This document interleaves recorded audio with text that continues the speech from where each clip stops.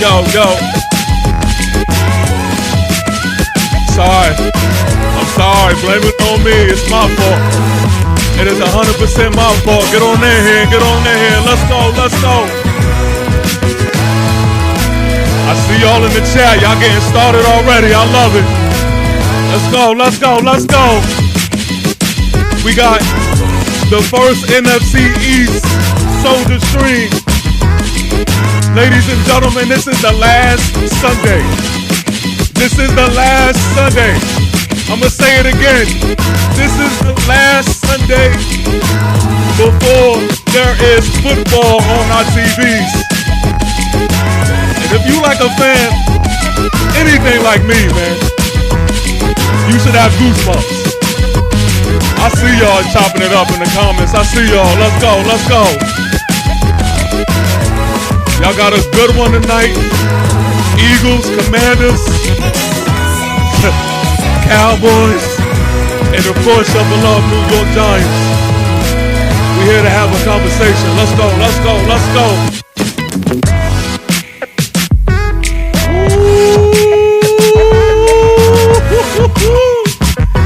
Come on. I see y'all in the comments. Fight back, Giant fans. Fight back, Giant fans. Let's go. Get on their head.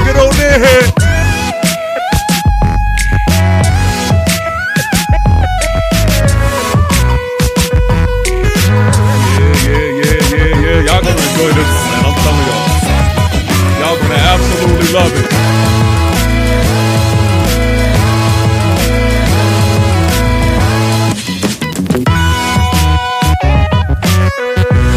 Shout out to Ice Cold Cowboy for being the first one. Nah, you know what? A new member. Shout out to Thunder. Excuse me, you were the first one. I see you. Let's get it started, man. It's your guy who is never lying, sometimes defiant, TP Way the Giant. Ladies and gentlemen, thank you for tuning in. Thank you for rocking with me, man. I'm gonna go ahead and just start the intro. I'm not gonna give this long introduction thing because it's my fault that we started a little late. I'm in the middle of the desert, man. I've been dealing with some technical difficulties, but listen, let's go, man. Let's go. The wait is over. Let's go.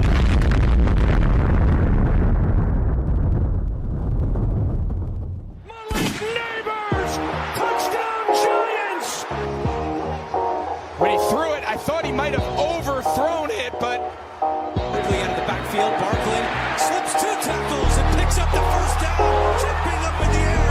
What, Tiki? What is that? Bro, I have never, ever seen that in an NFL game. This is a tough man matchup, so he's up there in press. Big blow by Dak Prescott. He throws that ball any lower, it's probably a pick. Good ball placement, then just look at the athleticism of Pickens. 7. One is launched for McLaurin. He's got it. Touchdown, Terry McLaurin. Big time sack, losing Steve. Town is going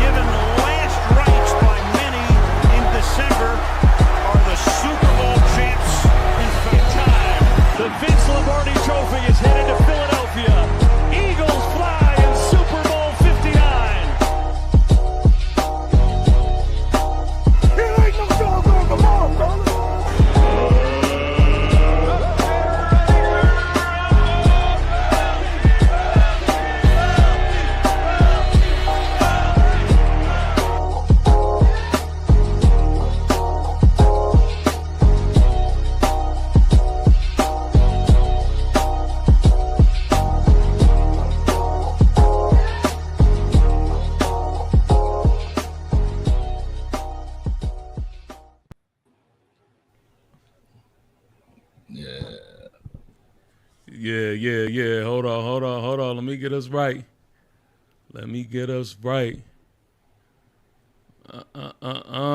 Yo, first of all, I see y'all in the back, man. I could tell that y'all was feeling the intro, man. That was hot. That was hot. That was hot. The intro was hot. The intro was flame, bro. Yes, sir. You did that. Listen, so man. What? I wanted to take the time, man, and make sure I made a fire intro for everybody. I didn't want to be selfish, you know what I mean? So hopefully y'all enjoyed it. But look, y'all introduce yourselves, man. Y'all are professionals. Y'all know how to do this thing, man. Y'all just go at it. Introduce yourselves. Let people know where they could get with you, where they could subscribe to your channel, all that good stuff, man. Y'all go ahead. Get at it. All right, I'll get mine out the way real quick. What's going on, everybody? What's going on, panel? What's going on, chat? It's your man, the Angry Cowboys fan. You can find me, Angry Cowboys fan, TikTok, X, Instagram. Let's come chop it up. DC for life. And them Super Bowl clips are too damn old. I had to dig in the archives for those. I guess I'll go in next. My name is Juan Gotti, talking sports. I'm representing the Washington Commanders, formerly known as the Washington Redskins, of course, and best team in the NFC East. You can follow all my content at Juan Gotti Talking Sports. I appreciate y'all for having me on, and I'm excited to talk about the best division in all of football. Look, I hate all your teams, but when we come together, I don't think there's no better division than the NFC East. So let's talk about it. Facts. That's true. Facts. Yes, Well, look, man, I'm Dallas Cowboy Chris, man. You can find me on TikTok at Dallas Cowboy Chris. You can also find me on Instagram as the Cowboy Up Podcast, man. Holla at you. I am old enough to see all five, and they ain't too damn old. I'll watch them anytime. I got my VHS tape right around the corner, so whenever I need to pop it in, I will. Hey, get it. Is it on me? Yes, sir. Yes, sir. Okay. It's on you. All right. So, what's happening, everybody? It's your boy Leo coming live from the Bird section. Oh! I'm here to represent the Philadelphia Eagles. Y'all can find me at the Bird section on YouTube, TikTok, Twitch. Shout out to TP for bringing everybody here to talk about, the NFC East, as everyone has said. I'm just looking forward to hearing, everything y'all got to say. But, I just want to preference everything with my fellow panelists here. Bless your hearts. Bless your hearts. That's bless your hearts. But let's get it. Let's get right to it. You know what I'm saying? Hey, TP, I'm in full battle rattle, TP. I see. You know hey, listen, y'all almost made me want to grab the Lawrence Taylor joint, but I said, you know what? I'm gonna stick to my protocol. I think this conversation. I'm telling you, man, you up here with the best, man. The conversation may go a little differently than what some of you may expect, man. So I'm excited for this one for sure. And look, let me get this out the way, because I know people may be viewing this and they be like, oh, okay, why is there two Dallas, representatives up here? True story. Let me explain this. All right. So it was easy getting a Commander representative. Boom. Found him, got him, easy. Easy getting an Eagle content creator. Boom, found him, got him. When I tell you, and Juan Gotti can contest to this because we was both searching, it is damn near impossible to get a Dallas Cowboy representative on the phone. And it just worked out. God was looking down on me when I did the live stream with the Bird section with Leo. I met my man Angry, and then I was thinking, I said, you know what, man? And Cowboy Chris, he's like he's really like the main guy that I can count on, that I already knew beforehand. So I reached out to both at the same time, and I double booked, because I was hoping for one. Both of them bring, a great perspective from Dallas Cowboy Nation. So I said, you know what? We'll go. We'll rock with 2. We'll rock with 2. You know what I mean? Plus, they may need it. They may need it for the night. You know, I was about to say, Juan, you know they're gonna need 2 of them for us, right, Juan? You know what I mean? Right, Juan. They need 2. Look, I mean, look to TP's point, man. I mean, for y'all to be America's team, man, it's like pulling teeth trying to find a Cowboys content creator, man. So I don't know what y'all got going on up there, man. But Jerry Jones need to figure it out. I don't believe that's true. Because it's like this. Angry can come on and he'll hear this TikTok. You can find 20 of us all saying the same damn thing. So I don't think y'all just looking hard enough. I know why you're not looking hard enough, because them overall records versus the Cowboys, y'all don't want to see that. So that's why. So let's just be honest, okay? So look, I'm happy. You starting already. It is America, and it needs 2 of us to hold y'all up. So okay, I'm ready. Let's rock. Yo, Chris, man, it's like they open the refrigerator and said, "Oh, no milk." Yeah, and just shut the door. you know, it's funny that you all say that. It's funny that y'all say that, and they starting early with us, but I'm gonna just go ahead.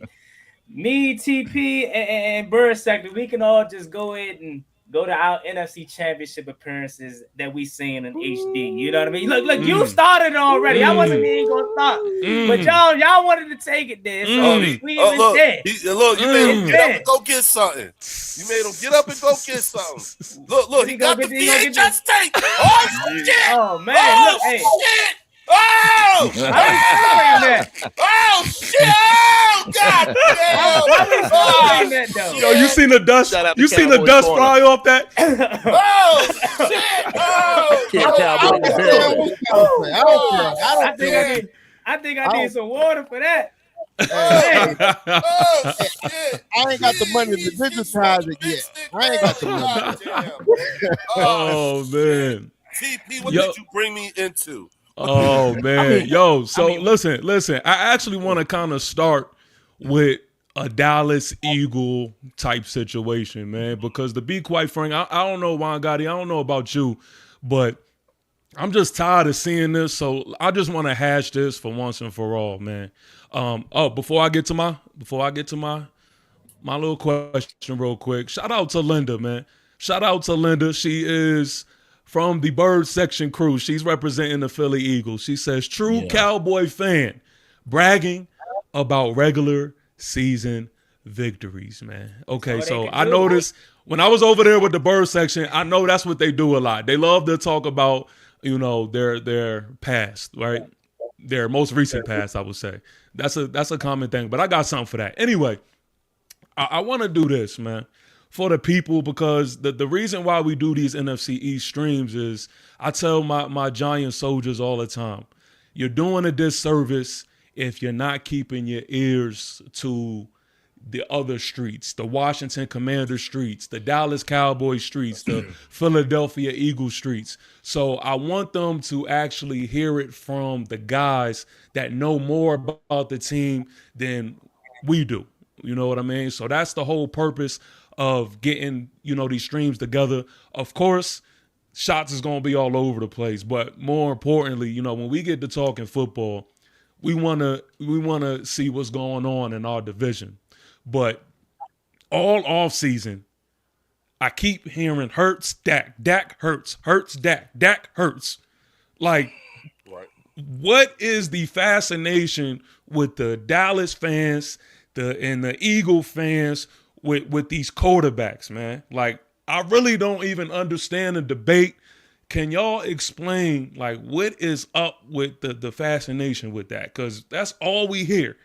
I got a real short answer for that, because and the reason why my answer is short for that is because Angry sort of kind of helped me to understand, you know what I'm saying? Because with his answer, it's pretty much like the same thing. And that is, I think it's because from an Eagles fan base perspective, Dak is imposed upon us like Jalen is imposed upon the fan base of the Dallas Cowboys and everybody else. We impose our quarterbacks on one another. When, and it's done so much that after a while, you're not even looking at stats or anything like that. You're just we're listening to respond rather than to understand. And so that right there is where it just snowball. It's a snowball effect. It grows and grows and grows. But at the core of it all, angry, helped me to come to this conclusion. I think it is because we impose our quarterbacks on one another, and that's it. But go ahead, Angry. I don't know. I don't know about that. All I know is the comparisons come from where I stand. They don't come from me trying to compare Dak Prescott to Jalen Hurts. But I see a lot of Jalen Hurts comparison to Dak Prescott, especially over the past couple of weeks. That damn quarterbacks list. That came out that ranked Dak Prescott higher in the rankings, and then it was just, well, Hurts can do this. Hurts is a winner. Hurts is this. Hurts is that. It's like, yo, we didn't make the list. You know what I'm saying? Right. And now this top 100s list is coming out, and it's kind of replicating the same talking point. And it's like, yo, the execs and the coaches and the scouts didn't make that list either. The players did. Right.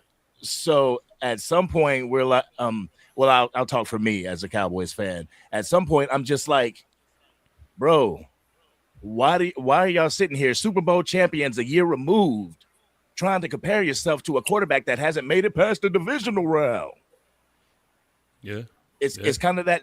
It's kind of the gnat at the picnic situation. You know how you be chilling there, and it's all of a sudden like, it gets all in your ears. Like, get away from me. Yeah, for sure. Chris? Chris. Well, I think about it like this: they're trying to basically see which quarterback would be the best in the division, right? So the quarterback who won the Super Bowl last in the division is Jalen Hurts, right? But we all know, and we can agree or disagree. We all know that we're not, but we know Dak Prescott is the better quarterback. Okay, so with him being the better quarterback, they're going to compare him to the quarterback that won the Super Bowl last. Okay, so I think that's what it is. To me, they're totally two different types of quarterbacks. Yep. I mean, totally two. I don't know how you can compare the two, and I mean, because their styles are totally different. So when people come up with that, I just really TPI overlooked that. It don't even make sense to me, because the Eagles football team is a run first team. Okay. Yep. The Cowboys football team is a pass first team. So, I can't judge Jalen Hurts on his passing because that's not what they do. They want to dominate and punch you in the mouth. The Cowboys want to finesse you and score a lot. So it's a different quarterback. Right. They want the show. So I always looked at it like this, just my 2 cents. And I said this, when I was over there on the bird section, is that me personally, right, I believe that as far as talent is concerned, just strictly talent, Jalen Hurts is the least talented quarterback, I would say, in this division. But I also follow up with that by saying that don't mean shit. Because at the end of the day, he is the most winningest quarterback in this division. And that's all that matters to me. And I know I could speak for y'all when y'all say that matter. That's the only thing that matters for y'all. Yeah. Now, I'm not going to be phony just because, we together. I said not too long ago that I think the best quarterback talent-wise are all together. If you just put in all the attributes together and what they do, what they add when they're on the field, is me personally, I think is Dak. I think he's number one in that regard. But I agree with you, Chris, when I just think it's like oranges and apples because this doesn't start and end with just quarterback play. You know what I mean? How many times have we seen, the big dance being won by a quarterback that we may have looked at as average or good at best? So I don't understand it from the outside looking in. I don't really get too involved with the quarterback rankings in this division. And to be honest with you, as far as I see it, you add Jaden Daniels and you add Jackson Dart into the mix, you got a division full of, I believe, elite quarterbacks. Also, Linda with another $5 super chat. Shout out to Linda. She says, do you want a better quarterback or one that can win a Super Bowl? Jalen is the only one who has answered that question in the division. And when you say that, there is no pushback from me. Like, what can you say? So that's the truth. That's the truth in my book. Yeah, I want to go ahead and put my 2 cents in too as well, and I'm just going to kind of say it from what I truly, honestly believe. So first and foremost, why has that been the battle in comparison back and forth between Jalen Hurts and Dak Prescott over the years? That's because the Washington Commanders have not had a quarterback until 2024. Who else were we going to put in that conversation? Same with the New York Giants. We're just getting out quarterbacks, and the jury's still kind of out on Jackson Dart, right? So that's why you all have been compared. No, it's not. The jury is still out on Jackson Dart. I'm gonna let you land your plane, but we're gonna revisit this. What we seen from Jackson Dart was some flashes.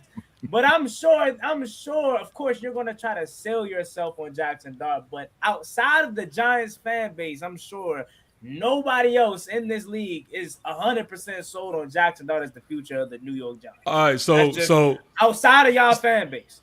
So the Eagles haven't experienced that? They don't know that? I never said that they didn't experience not knowing if they have a quarterback of the future. No, I'm talking about they don't know that about Jackson Dart? Because y'all won one Thursday night game? No, we put belt to ass. No, we put belt to ass. It won't just no win. So what was y'all saying? What was y'all saying after Jaden Daniels' rookie year? We gotta see it again. Right? Yes. So that's what if anything, the jury is still out on Jackson Dart. If anything, the jury's still out on Jaden Daniels. We didn't see it again. It's not. We seen him. We seen him win a Rookie of the Year award. Did your quarterback win a Rookie of the Year award? Question mark. Yes. No. He got robbed. I'm talking about Jackson Dart. We know Dak and we know Jalen Hurts and Dak Prescott. I'm gonna get back to that conversation in a second because I wasn't finished. But has your quarterback won a Rookie of the Year award? No, he should have though. Did your quarterback lose basically all of his team and miss 10 games of himself in the second year of his career, and or had coaching turmoil in the second year of his career? This is his second year, right?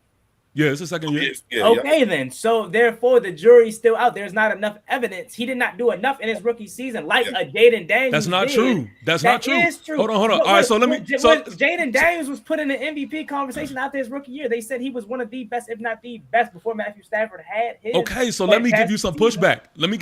I wasn't done, but go ahead. Oh, my fault.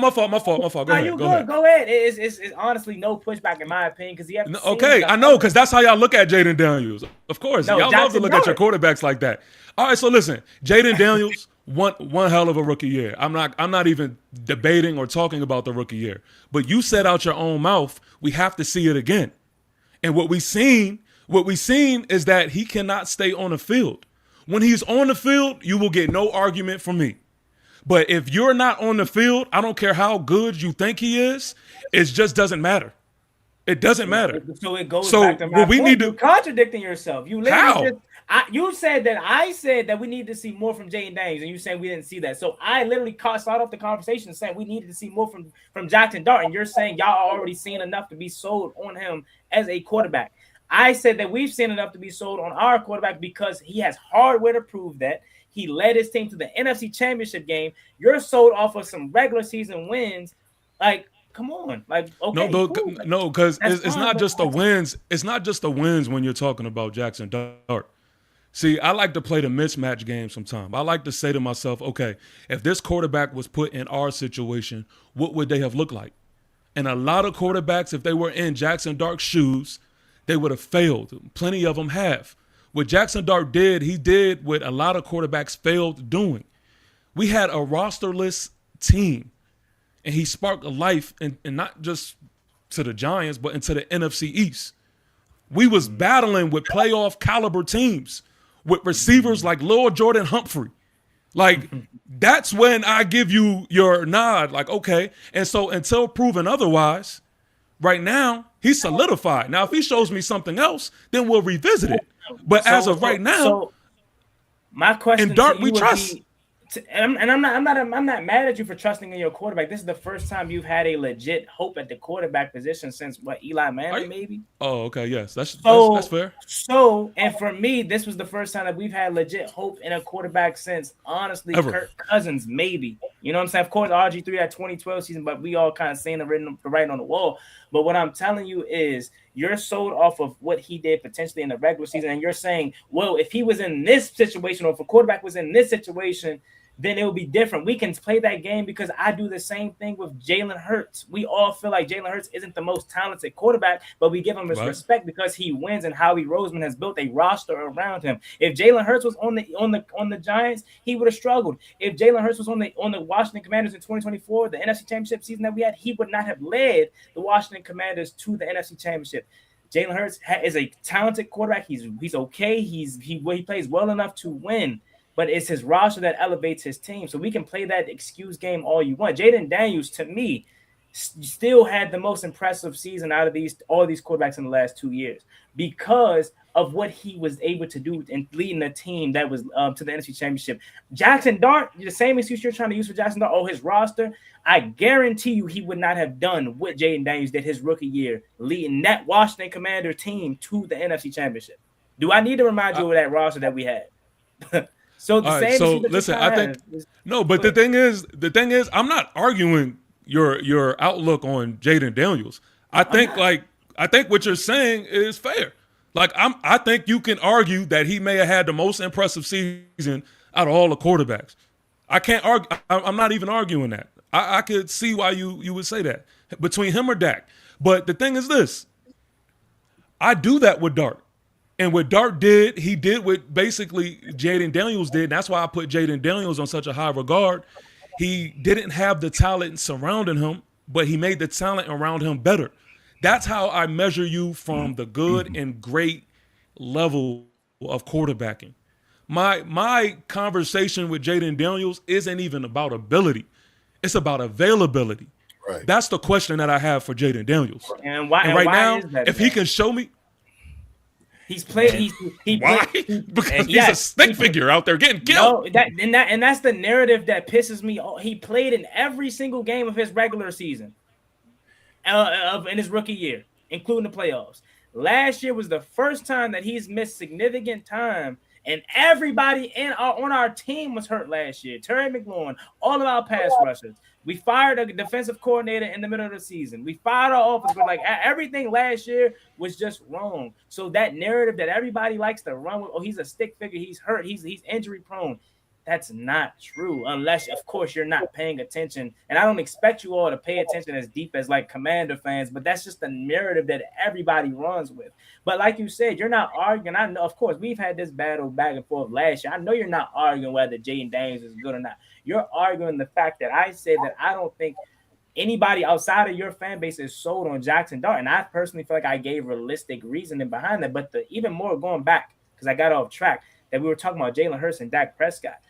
Dak Prescott is the better quarterback talent-wise overall, and it's not even close.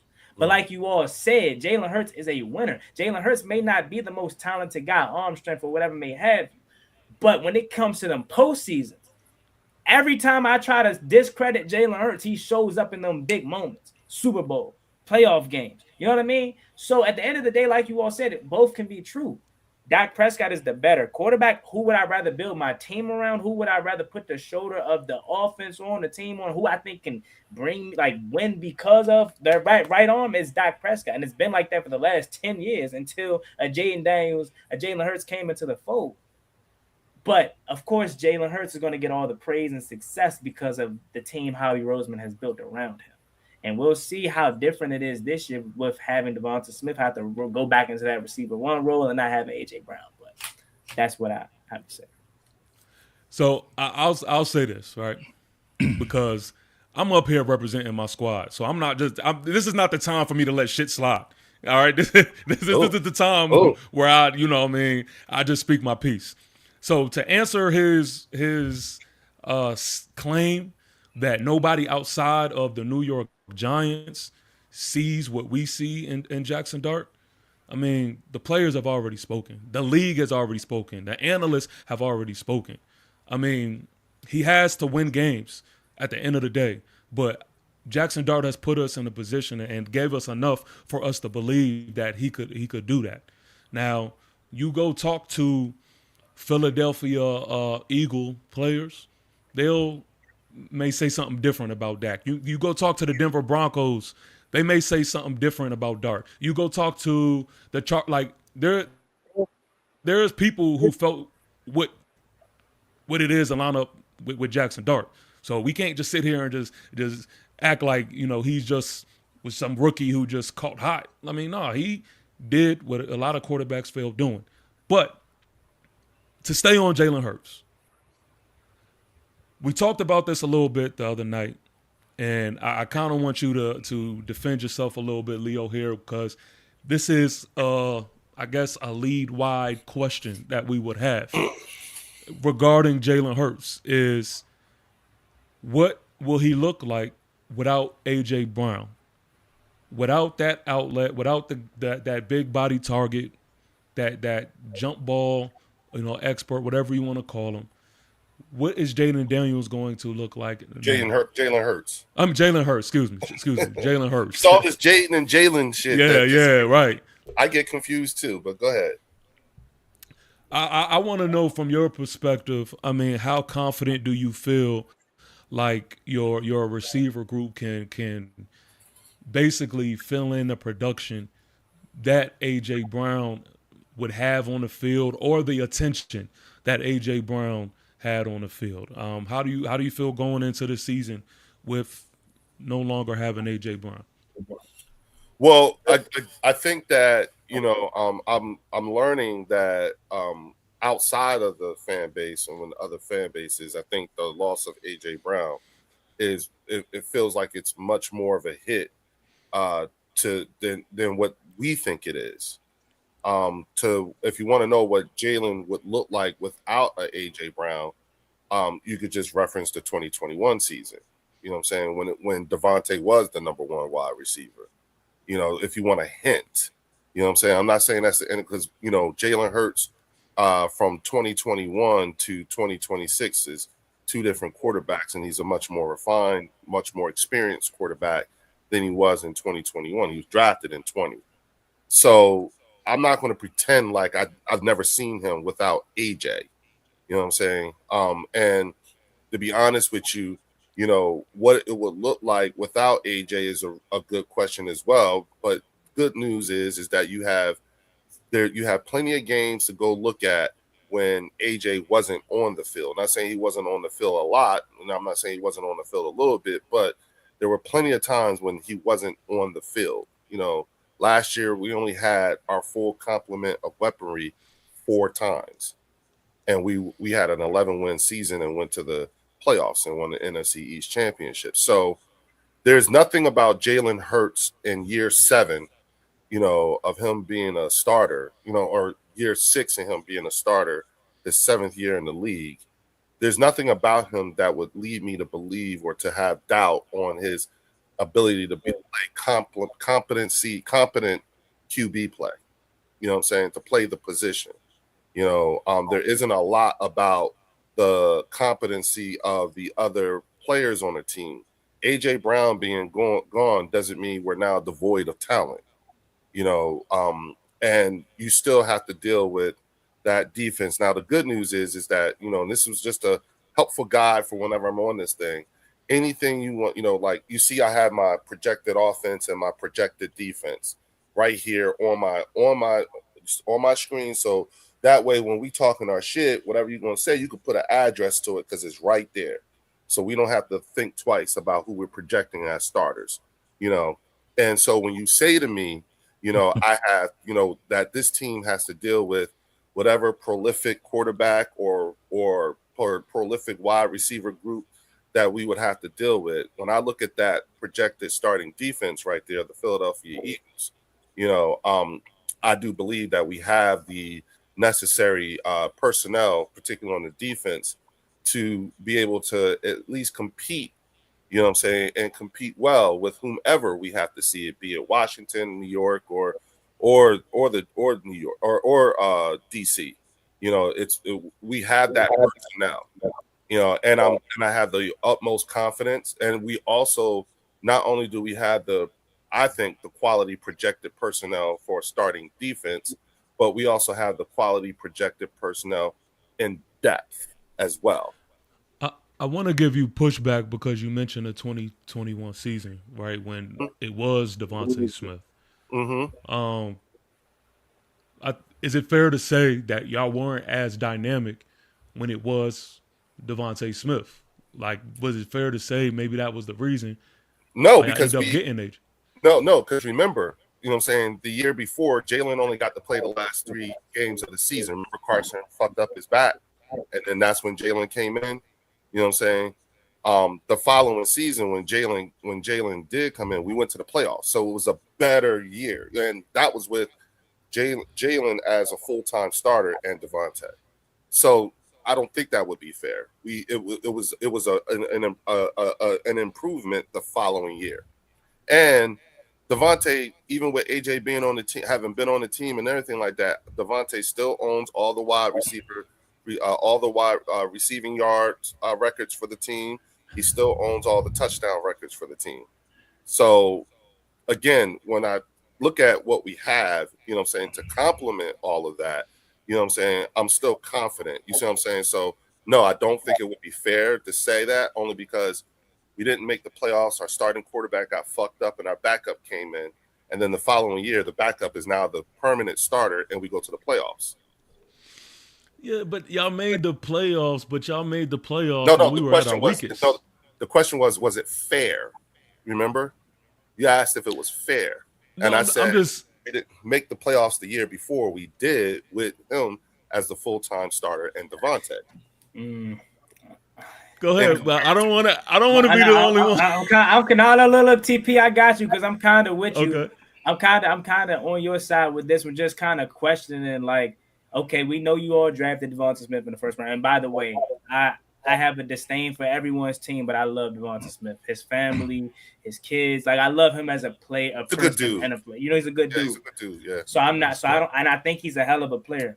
But what I think TP was trying to say, what the comments are alluding to, is that yes, you all, Devonta Smith was the number one receiver there.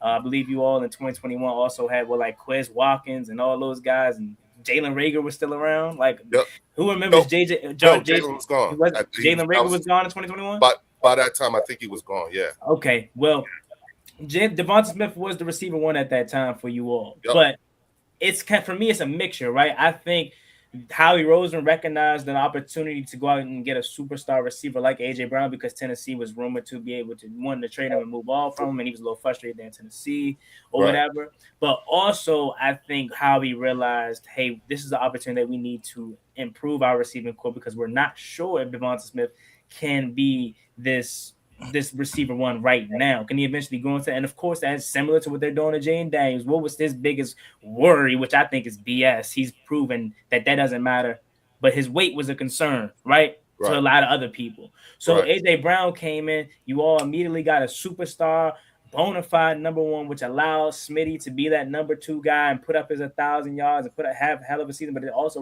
took the pressure off of him to not have to produce to that necessary first round pick level. I think Smitty's a hell of a player. But anytime y'all come on, Bursack, you know how y'all used to do us with AJ Brown. Anytime AJ Brown lined up against a Commanders defender, it wasn't fair. So he put fear in our heart.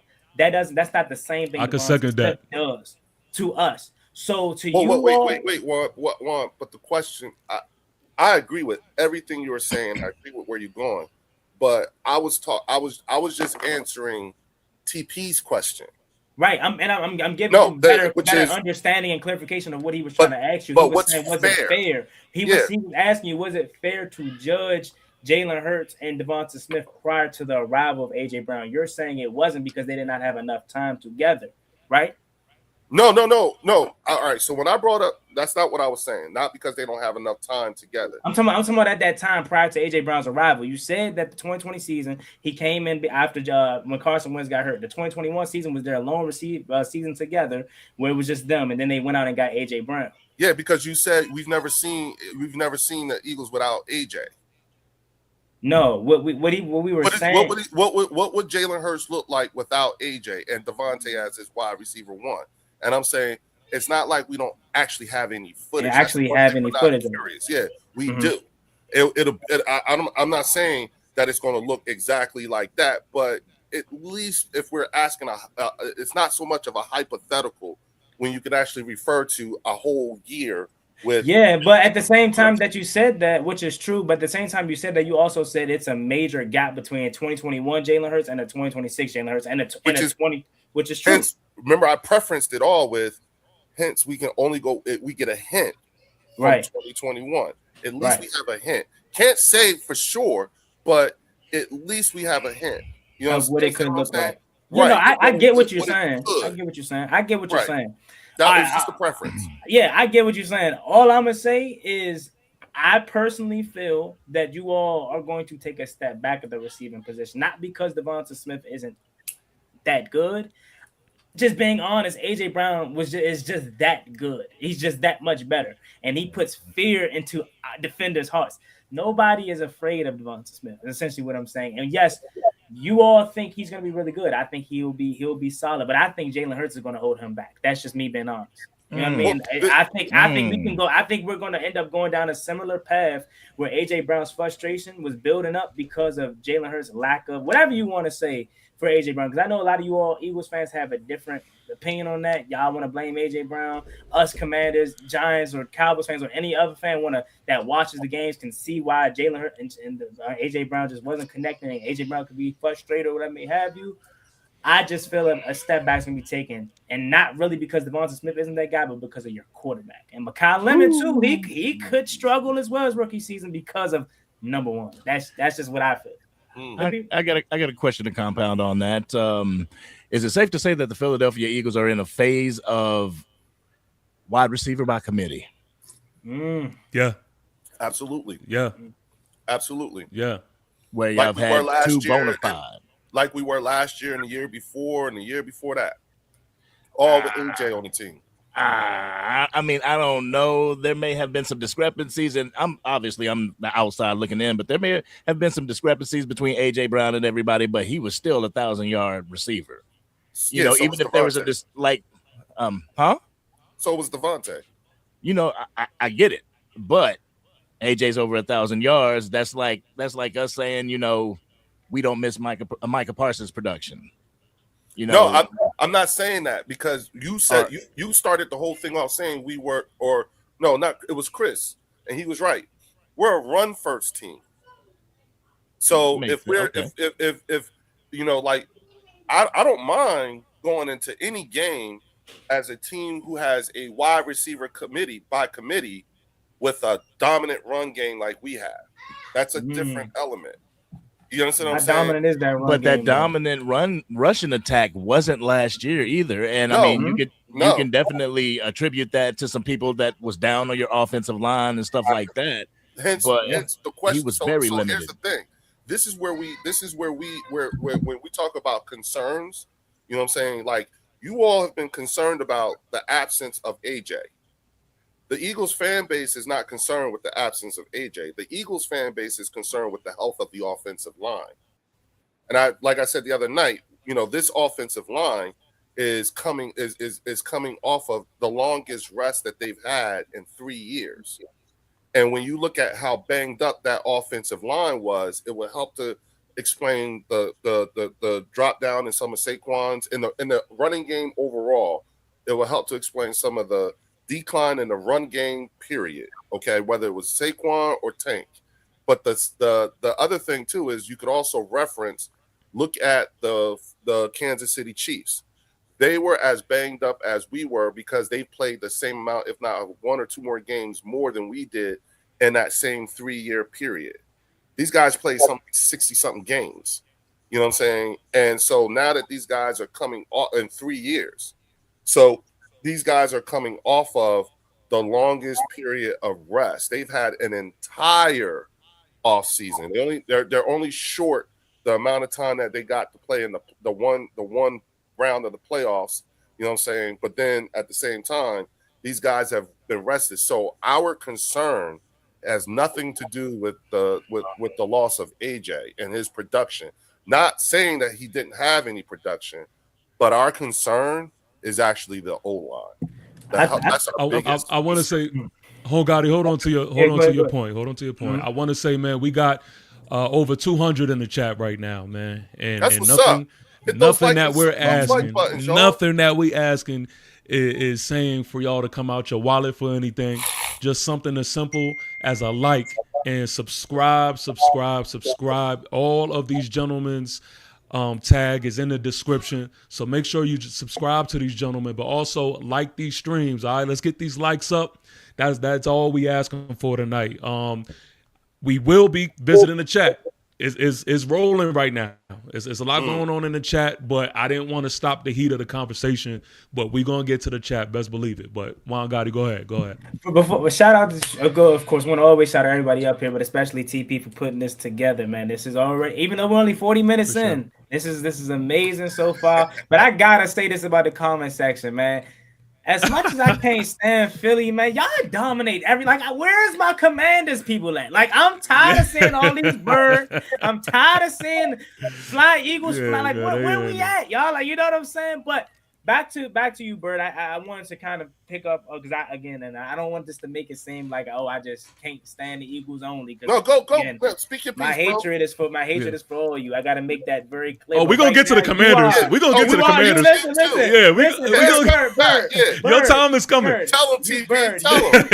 Listen, Bird. I gotta just say the real. You are in the crosshairs, okay? Just because of the success that y'all have had over the years, and your fan base is just But anyways, I want to back up Angry's point.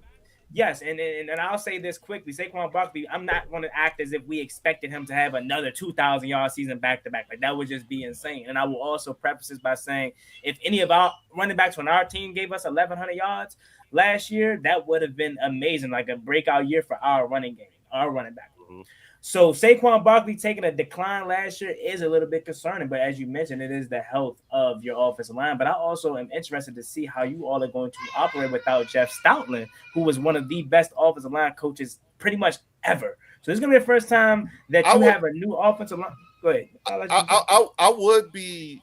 I'm not going to say I'm not concerned. I'm going to say I'm going to say it's duly noted. You understand what I'm saying? But here's the thing. You know what I'm saying? Look at that offensive line. Look at that projected offensive line. Who on that offensive line y'all don't know? Now look, we ain't arguing that. We know y'all got one of the best offensive lines in the league. We know that. No, listen to me. Who on that offensive line do you not know? And that's I'm being for real. I mean, off the top of my head, I don't even gotta look. No, yeah, exactly. Right. So therefore, if you're Chris Cooper, who's coming in after a Jeff Stoutland, wouldn't you feel better that you got guys who are experienced enough, that's been in the league long enough and played at a high level, that they are competent enough to pick up whatever it is I'm going to teach?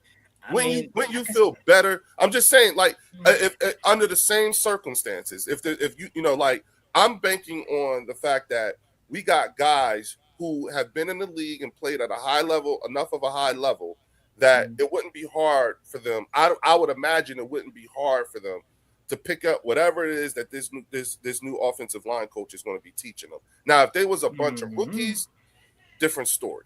You know what I'm saying? I would think differently. I would feel like I think you would want me to feel, but I got too many guys who were Pro Bowlers. You know what I'm saying? Some of them went to all pro. I got too many guys on that O-line. I got you. You know what I'm saying? To be like, I don't know if they can play now. They're not talented anymore. No, these guys have proven that part. Now, again, the health. It doesn't that concern doesn't out concern the health part. You see what I'm saying? That's the part that's got us like, oh shit, is that blood transfusion shit work? Lane. You know, Lane looked good. You know, obviously he's doing his thing, but that's where we at. And while we're like this talking about those guys, everybody else is saying AJ. And it's like, okay, yeah, go ahead. Think about that if you want. Because that was y'all offense. Like, let's just be honest. As much as y'all don't want to give the credit to AJ. No, it's not. It's no. Listen, and I said this to Angry and TP. One, that you Angry, TP, Chris, all y'all, and myself, we all found out at the same time that AJ told us all. He told us all that he was trying to sabotage the season. He told you all, like us, that it was him that was going to the media. So you got it. So now that we all found out at the same time, because look, man, we didn't know either. You understand what I'm saying? We didn't know either.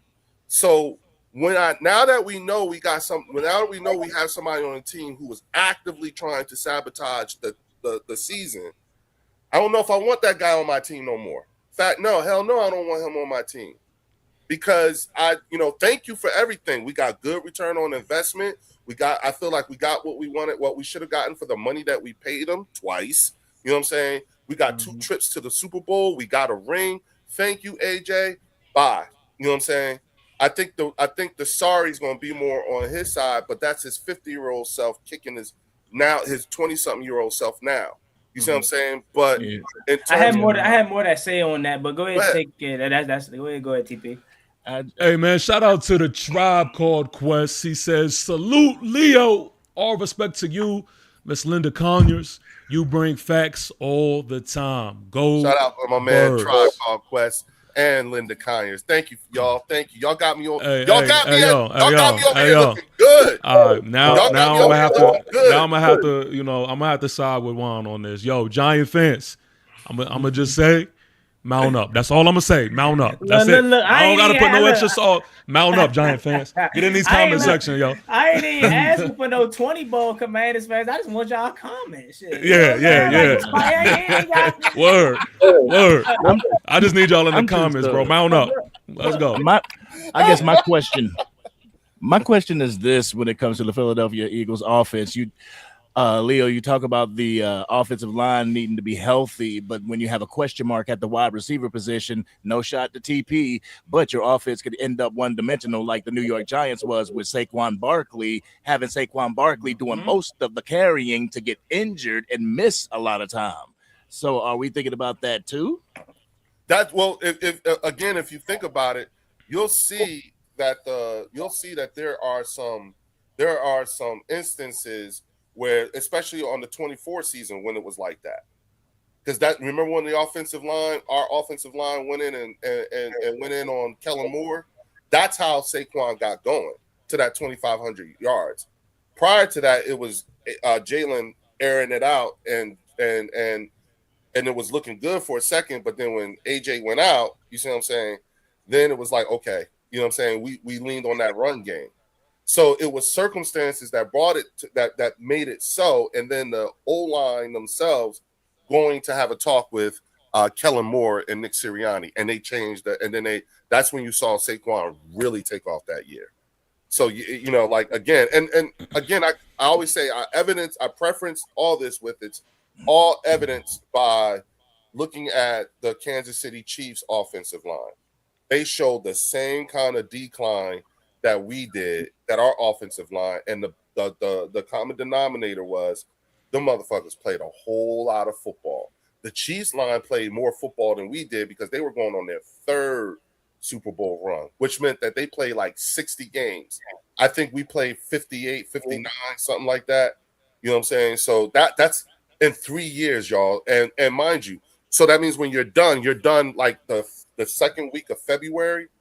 Then that means your ass gotta be ready to go come May for off OTAs or whatever. Like that's a lot, And let me get to this real quick, Leo. Okay. And blame your people. This ain't me cutting you off. This your people representing like this, man. Shout out to Linda Conyers again with the $5 super chat.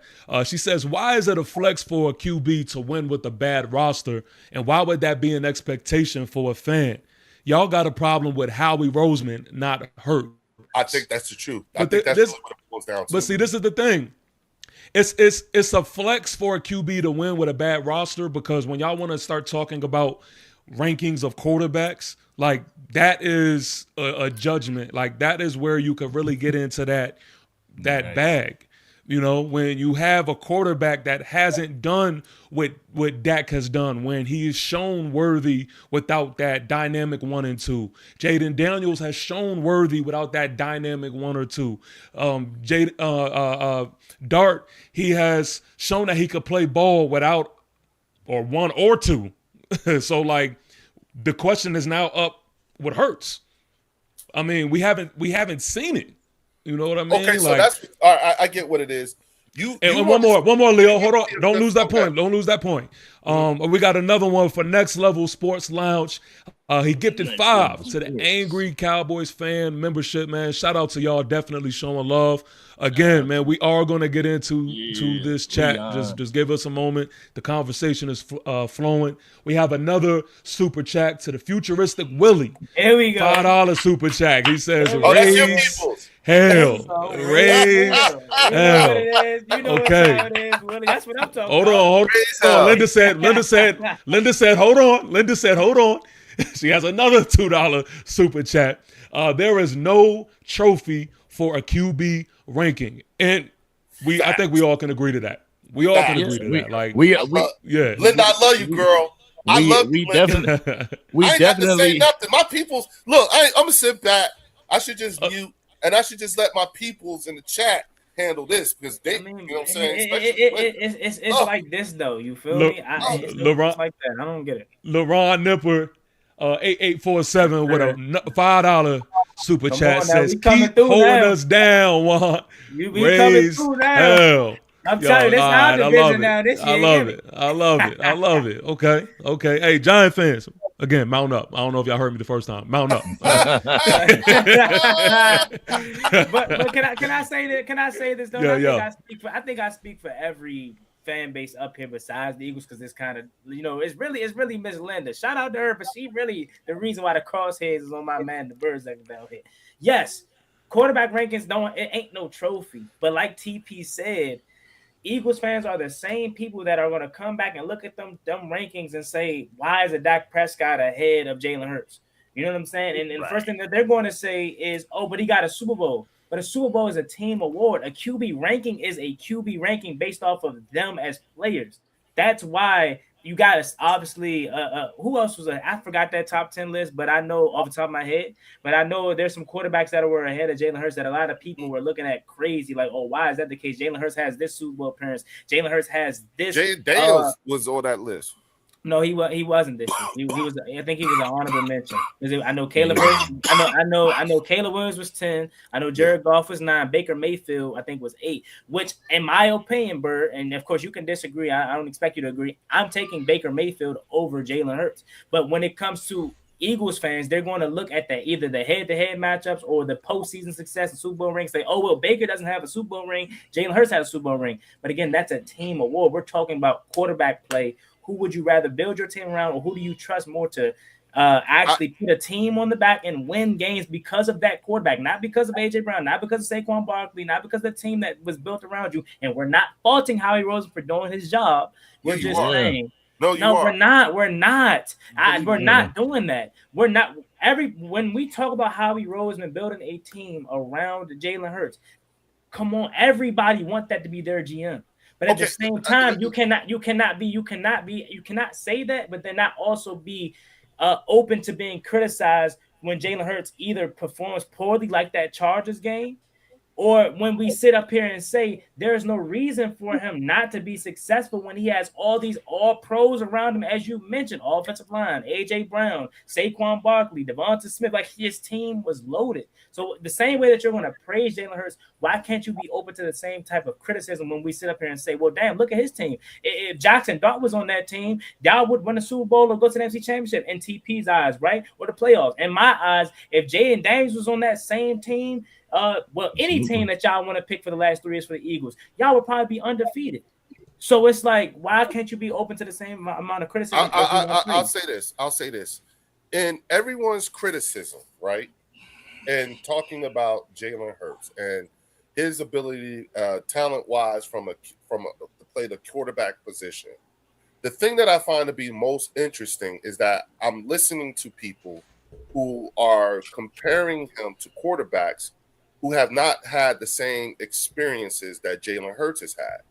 None of the quarterbacks that you are talking about that you place ahead of Jalen Hurts has had a different offensive coordinator every single year. I'm not giving you that excuse, man. Well, hold on.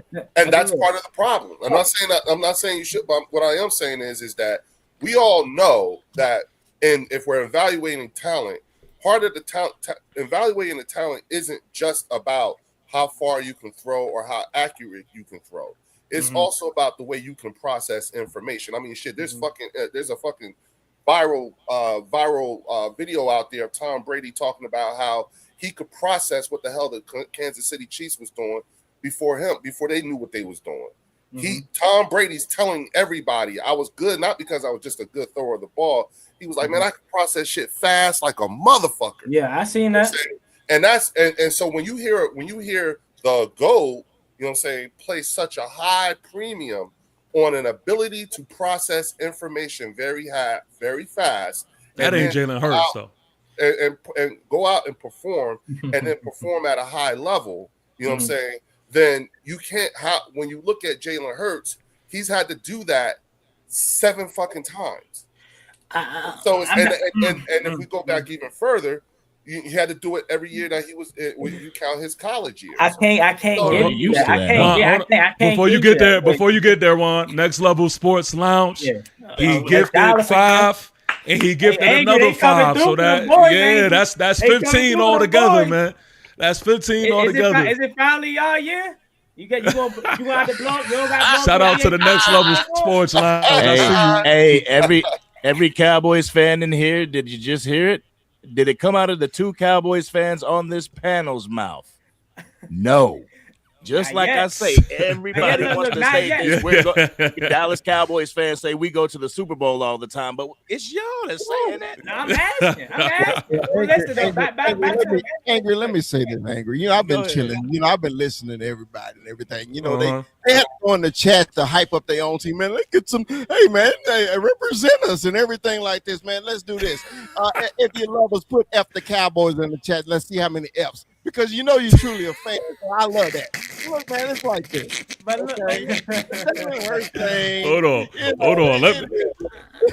Hold on. Let me jump in the comment section real quick. I can't miss an opportunity.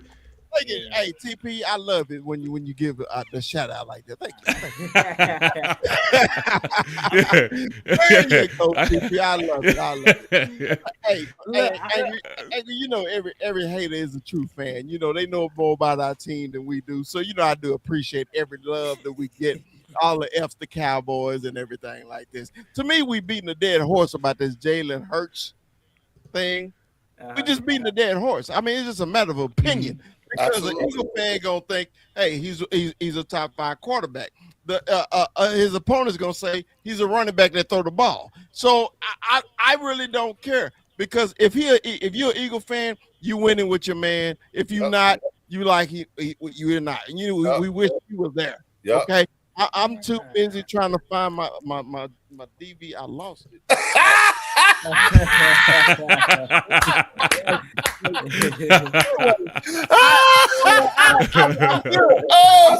shit! He pulled it out again, y'all. He got the take. Oh shit! I'm just saying this, man. As a Cowboy fan, I love to hear y'all go back and forth. You know, because y'all know who y'all got marked off on y'all schedule. Absolutely. You know, it gotta be y'all until we can beat Dak Prescott 2 times in a year. Angry, we always irrelevant team. Angry, you know everybody else. We irrelevant. We irrelevant. But who y'all mark off on y'all calendar? You know what, Chris? He comes to the DMV. Hey, I went to the Go-Go, man. TP, they playing the song Cowboys in the Go-Go. I'm like, wait a minute. Hey, Chris, you know what? You know what, Chris? Let me say this, because there's an aspect about the way you're saying things that just reminded me, like, I have to realize, I realized this. You know what I'm saying? At the end of the day, I mean, we could say what we want. I mean, I to be honest with you, and I'm proclaiming it, I believe that we are in, you know, some of the dynasty years of the Philadelphia Eagles, particularly when it comes to the NFC East. I think we're building something. I do think that the only thing that's going to cure what's going on with Dallas and what's going on with New York and what's going on with the Commanders is y'all just need time. Y'all accumulate. We see the talent that y'all accumulate, and I'm looking forward to learning about more. But really, I think it's just going to be, I just need time. Either you need more players playing together or you need more time with coaches being in the same Leo, how much time do Dallas need? Don't put us in that category. No. I'm just saying. I understand the Commanders and the Giants. No. I mean, like, I'm just saying, like, time. Like their defense needs time together, and they need more draft picks and more time in that system. You know what I'm saying? TP ain't buying that. And I didn't say that. I didn't say that. That was not my main point. I didn't say all that to make that my main point. My main point is this: regardless of how I feel about my team, it's the NFC East. I don't fucking trust none of y'all, and I don't care how good we are. I don't trust none of y'all for some odd reason. I don't know why, but you motherfuckers, Commanders. We always, like, somebody get hurt or we lose. We always split with y'all. That's what I always think. To be quite honest with you, I always assume, you know what? At worst, we'll probably just split with everybody. You know what I'm saying? But I want to get into that though. I want to shift this over. I'm not gonna. I want to shift this over to talk about the Commanders. Because we go ahead. We did it. Especially because Juan has been talking a lot. And it's been a little funny to me because I have my opinion. This opinion is brought to me by myself. I don't need anybody to back me. But if you do back me, you could throw in an amen or whatever you feel. The Commanders, to me right now, as it stands right now, they're the most underwhelming team in this division. I think, I've said this before, I think the Commanders will finish last in this division. That's true. I think that as far as a scouting port is concerned, there's only one player that I'm really focusing on.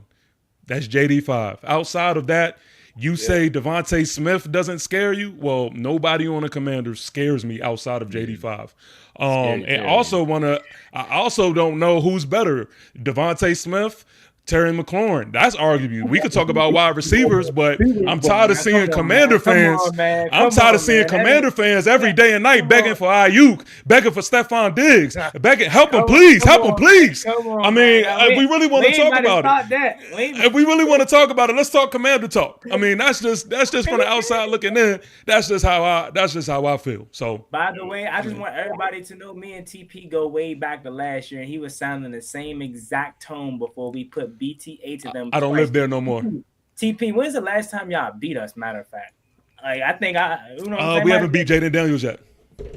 We haven't beat Jaden Daniels yet. We haven't. Thank you very much. Okay, so but we have John Harbaugh now, so that ends. That's what I was about to say. Look, rest of the panel, Eagles, Cowboys, rest of the panel. God dang, I mean, I understand John Harbaugh is a legendary coach, all that, but dang, he put that much stock into y'all. Like, oh, we about to finish last in the division, and I think Bird agreed with you, bro. You didn't see that? You didn't see their team meeting? You didn't see the New York Giants. That's enough for you to feel that way. I don't know if he was trying to hype up your team or convince himself. Yeah, we the New York Giants. Was he, look, come on now, we know what that means. Was he trying to convince himself that y'all are gonna be better, or was he like, dang, did I really just take this job? I'm a New York Giants football head coach. Like, you wouldn't know what that's like. Y'all are gonna be last. You guys are coming in last. Thank you, Leo. But see, listen. If Cliff, JD, like, to be honest with you, JD5 admitted is still suffering from PTSD over last year, over that injury and everything. And until y'all give his mama some pads, y'all can't protect him. Y'all not. But Leo, listen. Look, if Cliff was talking to his team, see, the only reason why Juan is hating is because Cliff would be like, guys, y'all are the Washington Red. Y'all are the Washington football team. Y'all are the Washington Commanders. Like, why would you say Cliff Kingsbury? Like, that's our head coach. Because he really is. Like, y'all OC. If it wasn't for him, there would be no discussion about y'all. Are y'all That's not mad? y'all- Are y'all not mad hold at on, Dan TP. Quinn for putting Jaden Daniels in Hold harm's on, way? TP. First of all, yeah, we got to catch you back up. Cliff Kingsbury, first of all, is no longer here. Cliff Kingsbury was never our head coach. And It's Cliff Eric Bieniemy, right? Your OC. You're being He said funny. it's Eric Bieniemy. You know it ain't Oh, no I'm sorry. Eric Bieniemy.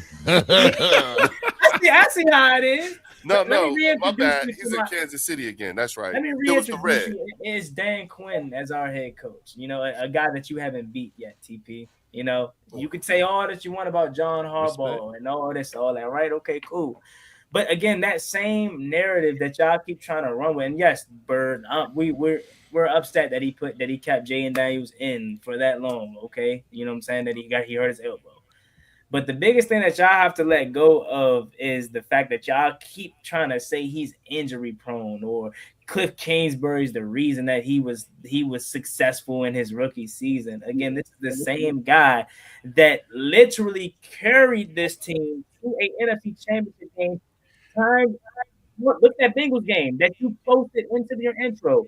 That play call wasn't Cliff Kingsbury. It was having miscommunication. There were 10 players on the field, and Jay and Daniels threw a bomb of a touchdown. Bro, I'm gonna ask you a question. Go ahead. Three words. Is it that new car smell? Come on. You know what I'm saying? Is Come it the on. rookie season of a quarterback that nobody has seen in the league, had no tape on, could not game plan or scheme for? Second year, bro, is pedestrian, and I understand. No. See, I don't want to put that on him. Nah, fuck that. I understand that his team was injury prone and everything like that, but if it's expected out of one quarterback, it's got to be expected out of the other. You got to be able to lift your team whenever the injuries happen.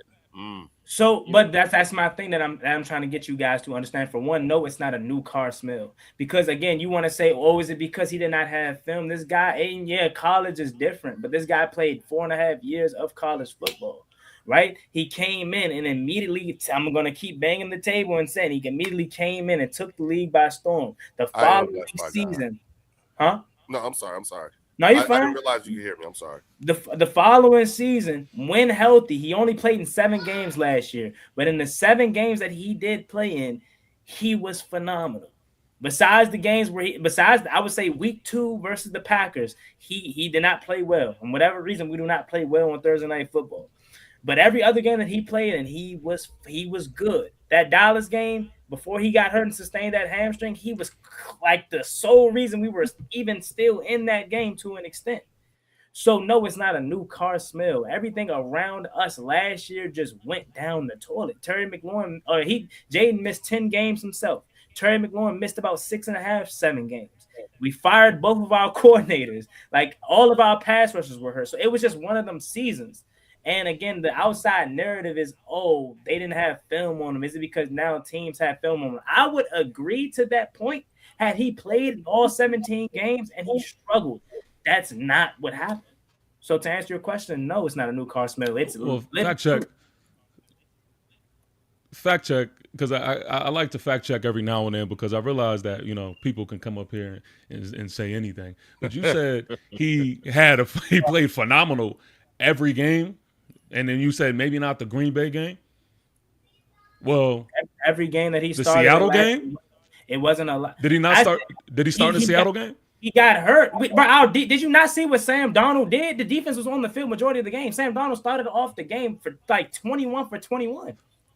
But did he play phenomenal? Yes or no? But literally, if you go back to that game, I'm not sure if you watched. Jaden Daniels was the only person that was keeping that team alive versus Seattle before. Why do you think he got hurt? Yes, listen, hold on. Dan Quinn left him in that game longer than he should have. Yes, we can understand that. But the exact play that he got hurt on is exactly what he did that whole night. The only person that showed up trying to extend plays.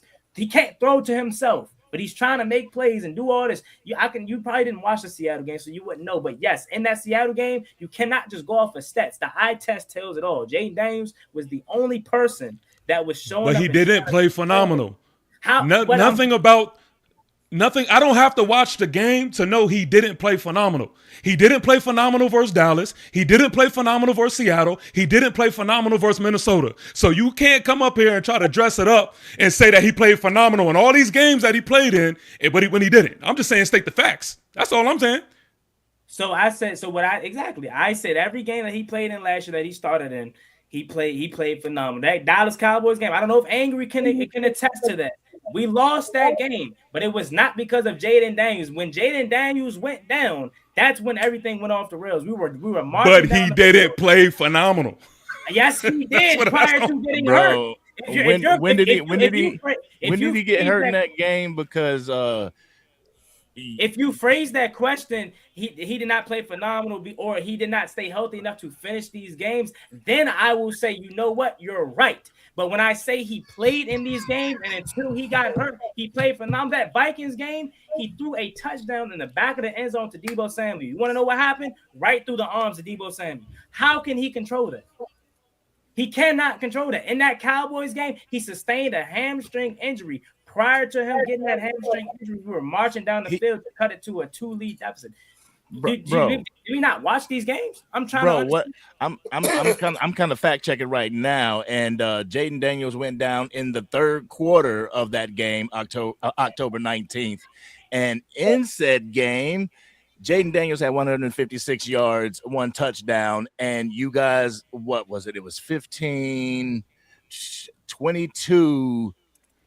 to 39 by the time he went out of the game. So let's rewind what happened so I can kind of catch you up. You're looking at a box score prior to that game, prior to him going down. You're looking at 39 to 22. Do you remember what happened prior to the halftime when we scored and Kevon Turpin immediately, I believe he either took it to the crib or he had a nice decent return, and that's how you will. Oh no, it was a George Pickens bomb. It was a massive play that happened that completely shifted the momentum back into you guys' favors prior to halftime. I think it was 15 to 31 prior to halftime, or 15 to 28, something like that. It was about to be a 1-possession game because we went down and scored a touchdown, and then it remained a 2-possession game after because of what you all did, that one massive play. I can't remember exactly who it was. I just want to say it was George Pickens because he was having his day with Marshawn Lattimore. My point is we were in that game because Jaden Daniels played phenomenal. That 2-point conversion, that touchdown to Zach Ertz,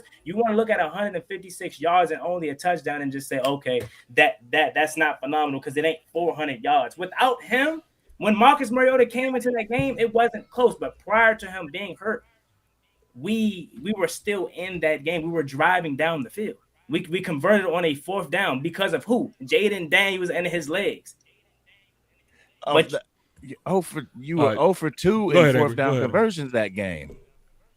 A third down conversion. It was a nice run. My bad. 7 for 16 in 3rd down conversions. That's the whole game. He did not play the whole game. So what I'm telling you is, if TP would have said he did not play phenomenal or he did not play well throughout the whole games that he played because he did not stay in them because of injury, I have no argument. But because my point was in the times that he played prior to getting hurt and all he only played in 7 games last year, fellas. So it's not a large sample size. So I can tell you in every single game he played in why I said he played phenomenal. That Bears game, he played outstanding. Who was he throwing to? There was no Terry McLaurin. Deebo Samuel was not out there. He was throwing to Chris Moore, a rookie Jalen Lane. I believe in that Cowboys game, we were throwing to Chosen Anderson and Chris Moore. No Terry McLaurin out there. No credible receivers out there. Deebo Samuel not out there.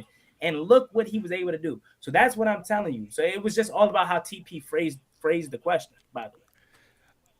All right. So I think they must have changed the definition of phenomenal. But anyway, I'm going to say this. I think that nobody is debating who JD5 is when he's healthy. I think we all can agree he's a problem.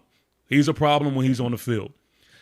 I think the big question mark is, do y'all have enough? Because I do think y'all are going to pick up Stephon Diggs, and then I think that kind of shakes things up a little bit. But as it stands right now, Stephon Diggs is not here. So my question to you is, going into the season, if you had the receiver group that you have now, the question mark really is, does he have enough talent around him to where y'all can compete and take that next step? Yeah, and I love that question because you first started off by saying, do we have enough overall? And I'm just going to simply say yes, because that we did a complete defensive overhaul.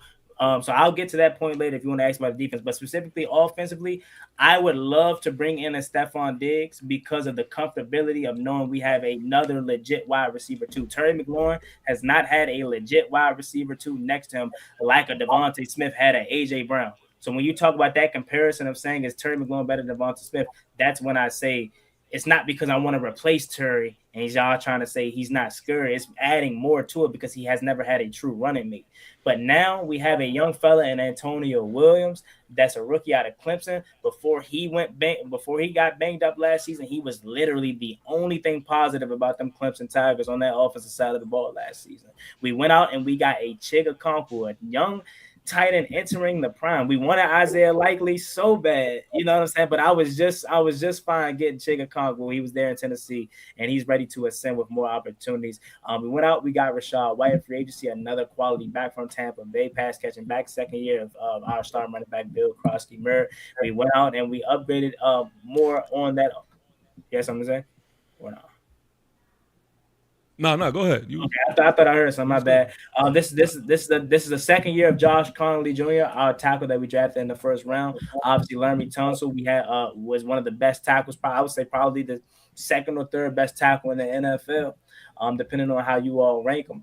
I would also say we got Sam Cosmi, our former Pro Bowler or Pro right guard. He's finally back healthy. So to make a long story short, I think offensively we've done enough.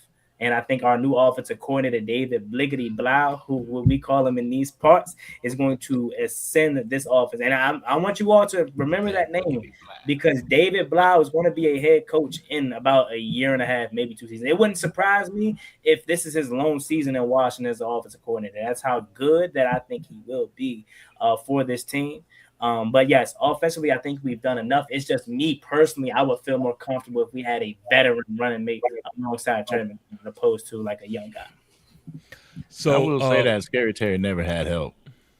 Yeah, I agree. Hey, but before I respond to that, man, 7 decent 594. He says, Giants fan, I'd hate my life talking all the smell you are when Washington has whooped your ass. Won 5 games last year, 2 of them against sorry-ass New York Giants. Revisit this topic mid-season, please. I guess I'm kind of lost on that one. He says won 5 games last year, 2 of them against sorry-ass New York Giants. We went 5-12 last year. We won 2 games against you all. We swept you all. Oh, okay. In our worst season, by the way, and y'all still believe that they're going to finish above us? God, that is crazy. Anyways, I'll kind of get into that a little bit more when it's time to, because I don't live in last year no more. I don't live in the year before that. We didn't have John Harbaugh then. We have John Harbaugh now, and that really changes shit up. But to what you said, I do want to say, man, I think a little sneaky addition, man, and I probably stand alone in this, but I like Dewami Brown coming back, man. I was always a big fan of him. So I think that was a little underrated move, and I think that his game is only developed since y'all last had him. So I'm a little curious to also see what that is like. But I think honestly, for me to look at it seriously, I need that Stephon Diggs. I need that Stephon Diggs signing because I want to see what it's like for Terry to finally have some help. Because like you said about Devontae Smith, and this is no disrespect to Terry because I think he is a really good receiver. I'm not trying to downplay him at all. But I just want to see what it's like when he's not the focal point. I want to see what it's like when JD5 now has the options out there where he could do what the higher caliber quarterbacks are doing.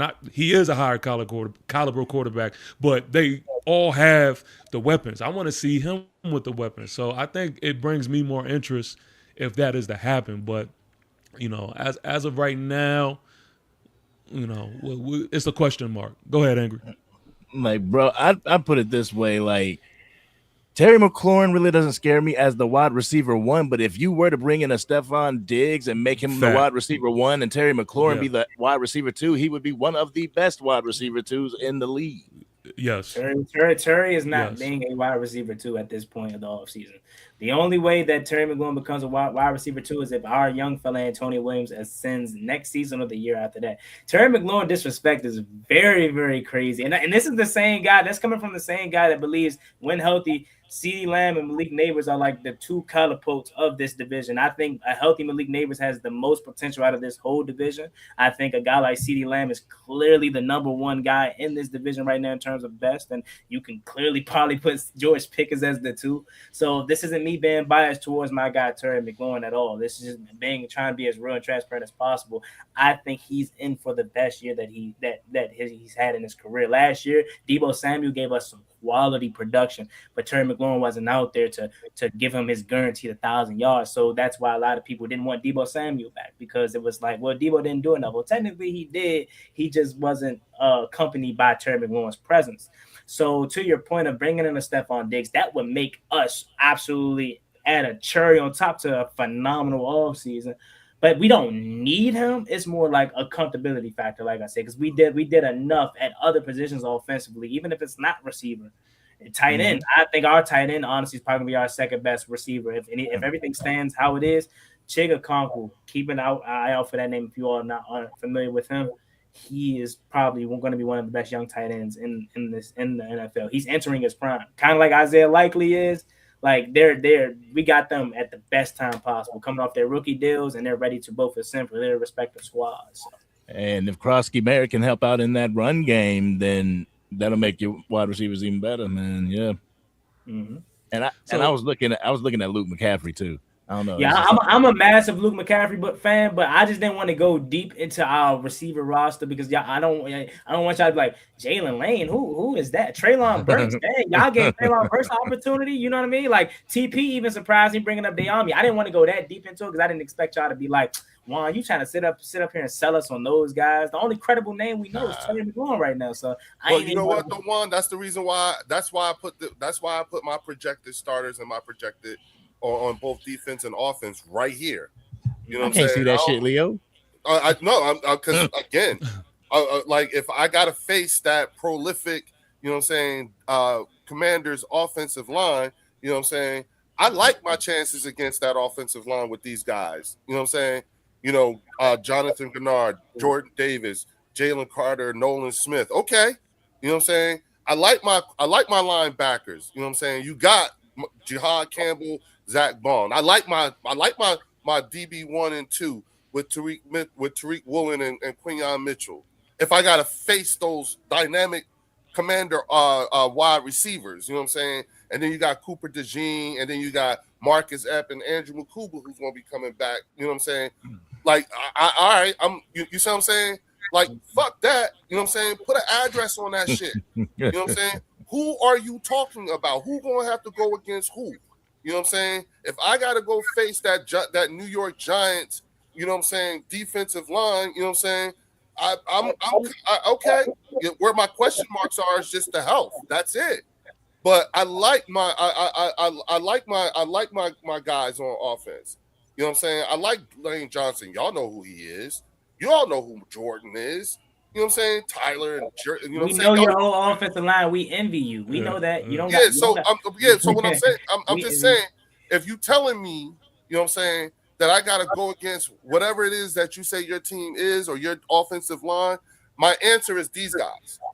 That's what I gotta do. I can see that, but at the same time, notice how you brought up all pros and Pro Bowlers, and we can say, okay, yeah, those guys are elite. But if I sit up here and tell you, man, you're gonna have to worry about a De'Ami Brown or Jalen Lane, especially I know TP ain't gonna be worried about that until he see it. So it's like, why would I even expect to go in them details with those kind of guys? Well, let me personally go ahead. My bad. No, I want to say this because I want to be clear here, and I want to be honest. Like, of course, I'm gonna talk my shit, but when it's honesty time, it's honesty time. I worry about those guys when JD5 is on the field. He's shown me that. Like, when JD5 is on the field, a Dwami Brown, a McCaffrey, like their game is on Elevate. steroids to me in my book. Yeah, they Exactly. elevate. Elevate. Yeah, So sure. I don't necessarily look at it like that in y'all case because I feel like I know enough to know that can very much happen. Now, if we were talking about the Philadelphia Eagles and you switched their wide receivers over there, we're talking a different song, respectfully. But that's just how I see it. Defensively, now I will say up front, mean, from linebackers, defensive line, Mhm. mean. But again, the question mark to me is in that secondary. Well, corners to be exact. I think like I can't believe I'm saying this, but because I would have assumed that the Giants would be last in the corner position, but we may be 1 and 2 as the worst corners in this division. So, how do you feel Oh, about that? I oh, mean, okay. I can. Yeah. Okay. That's a great oh. question because I will say this. Outside when we come to our defense as a whole, everybody up here, we had a overall, like literally, we brought in Kayvon Chase on. We paid Adafe Owe that bag. We brought in the Tim Settle interior help. We got a boatload of help at the linebacker position. I mean, Sonny Styles at 7. Come on now, like well, that guy was projected to be one of the best linebackers, or he was one of the best linebackers in the nation. Wearing 0 at Ohio State is equivalent to I don't know, like just something outstanding. Like only their like the captains or the best player can wear that number. So Sonny Styles in the linebacker position. We went out and we signed Leo Chanel. We all know that name. Kansas City Chiefs, number 20, the 25-year-old linebacker entering the prime of his career. And then obviously got Frankie Louisville. Philly, y'all know about Frankie Louisville. Whether y'all want to say he's dirty or not, you know how number 4 gets. He plays very hard and he's tough. I don't disagree with you, TP. I think our cornerback questions are very, very reasonable, right? Because obviously we have Mikey Sanders still from Michigan. I really think he's really good. Of course, I think he took a step back last year due to the defensive scheme. So the jury's still out on him. It's a question mark there. Our projected cornerback one who locked down Malik Neighbors in his debut, Trey Amos, he's dealing he's with official.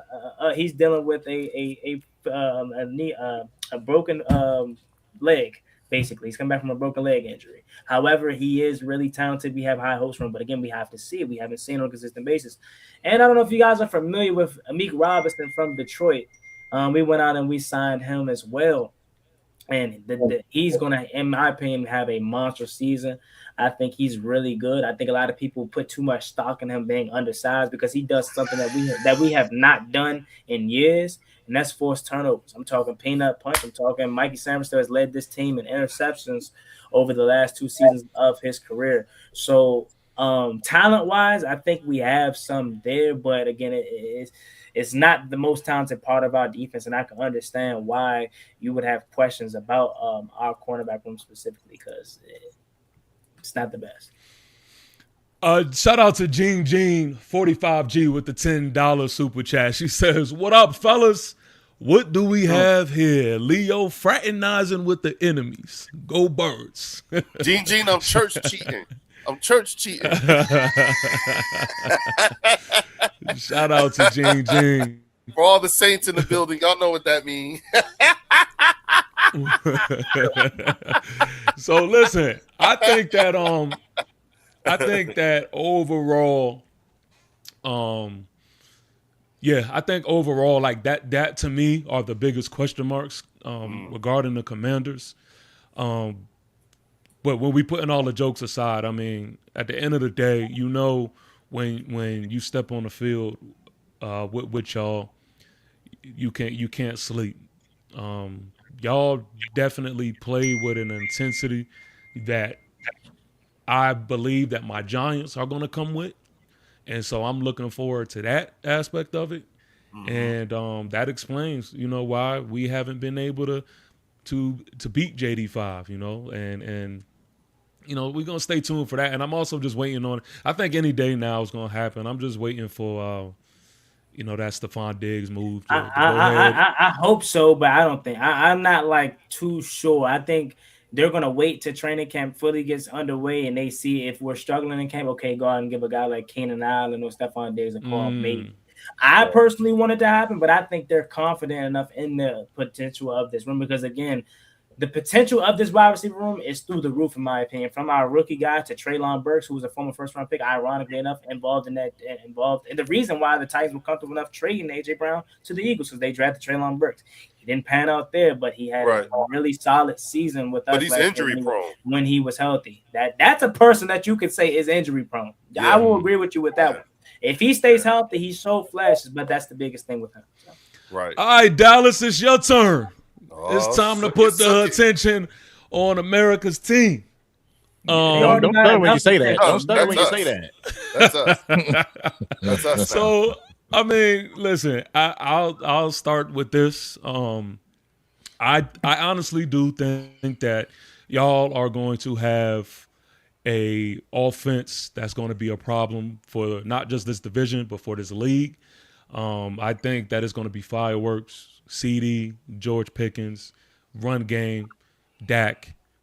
It all sounds like a recipe for disaster.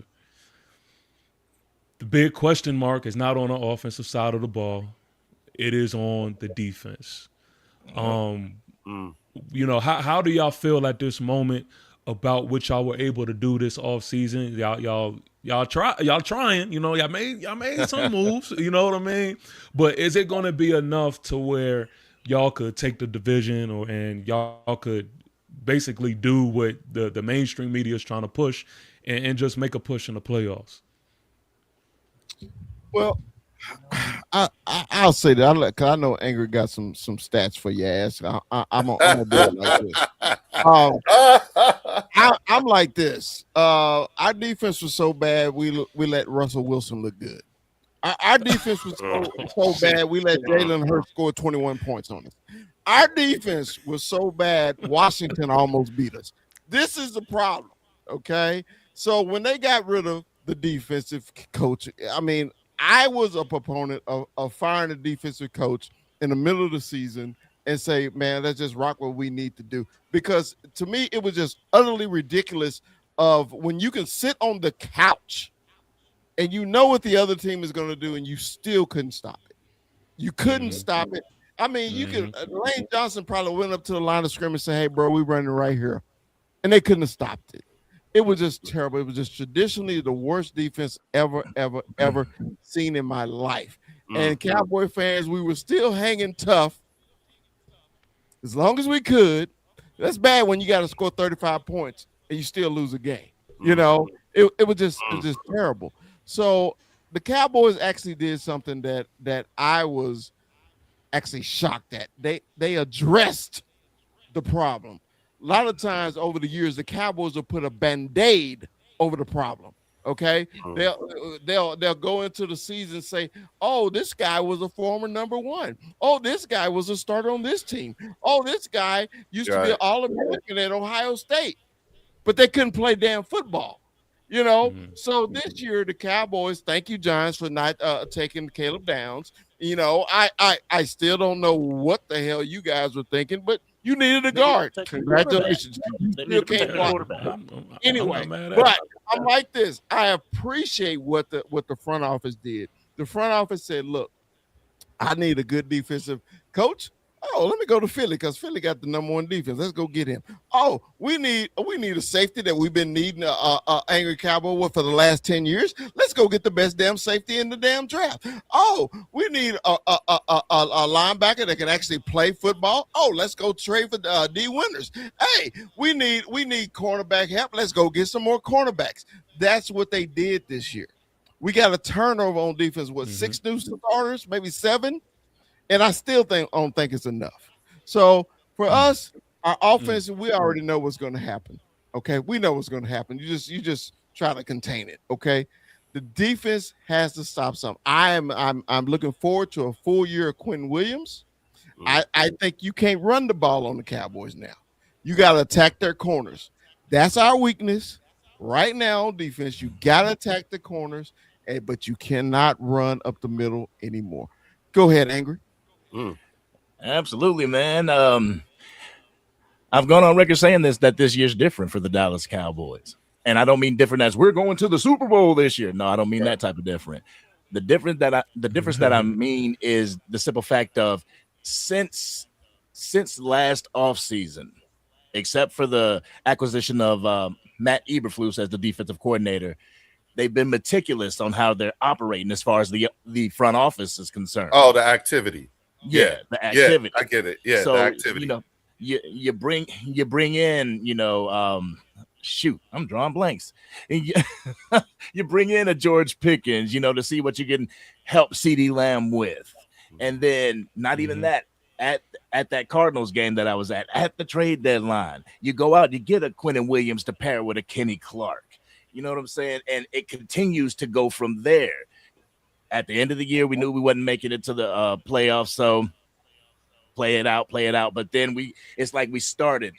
Once that ended, we started seeing what we needed, going out looking for that head coach. And like you said, Chris, went and got a head coach from one of the best defenses in the league. Yes, Philadelphia Eagles, your defense was and is a juggernaut.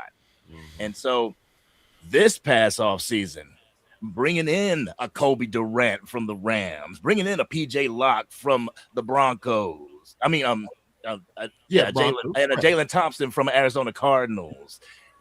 Bringing those guys in and having a really good draft.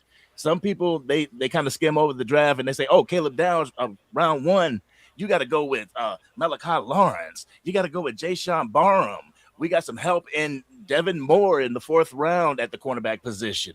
We got cornerbacks that are coming off of injuries that are getting braces taken off of their legs, and they're able to have a complete off season. We got a lot of things in Cowboys Nation, especially that front defensive. It's going to be impenetrable. And people are talking about the, oh man, well, y'all don't have any elite edge rushers and stuff like that. We're going to get the penetration, no Diddy, from the middle. You know what I'm saying? It's going to come from the middle, and your quarterback's going to get flushed out to those outside linebackers, and that's where we know the destruction is going to start. So it's the defense. The offense, as advertised. Jerry Betts, right there, you say Tito Agbonya, another good addition to the Dallas Cowboys front four. Well, this year is going to be a 3-4 by nature, so your front three. I just got a feeling this year, I ain't saying Super Bowl, I ain't saying nothing like that, but we damn sure going to get further than where we was last year because our defense can't be any worse than it was last year. Leo, it's our year, baby. He started it.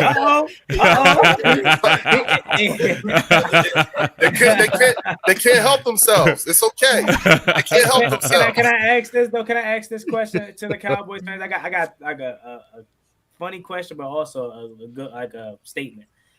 If DeMario Overshown finally stays healthy, oh man, that dude is the potential on him, man. I'm telling you, like. I'm not even going to say I'm not going to say he's as good as Micah Parsons or what he'll ever reach Micah Parsons level, but that dude has shown flashes over the years. He's just, again, his health concerns being healthy. But I got a funny one for you. Who was worse, Matt Eberflus or Mike Nolan? Which defense was worse? I honestly, you got an A or B. Which one? I'm saying all of the above. They're kind of right there, but I think Matt Eberflus edged him out. Oh wow! If I'm not mistaken. Okay. Well, hey, we had the traditional worst. I'm sorry. Go ahead, TB. I'm sorry. Don't lose that thought. I want to shout out to my guy Eagles Drew, man. Actually, one of the sensible, one of the the ones that you can talk to, guys. He's a good one. Eagles Drew. Shout out to him. With a $4.99 super chat. He says, Dallas offense is overrated, not trolling. Top 5 offense, but ranked 18th overall. Exchanging field goals for touchdowns get you a 7-9-1 record. Go Birds. Not having a defense, having to put up over 35 points per game is what gets you to lose games. Did you think not having a defense? But you think when you were up 21, were they overrated then? Yeah. So Nah, but then y'all And went, that suspect but ass then y'all defense. went and hired the guy whose secondary y'all went up 21. No, but my thing is this.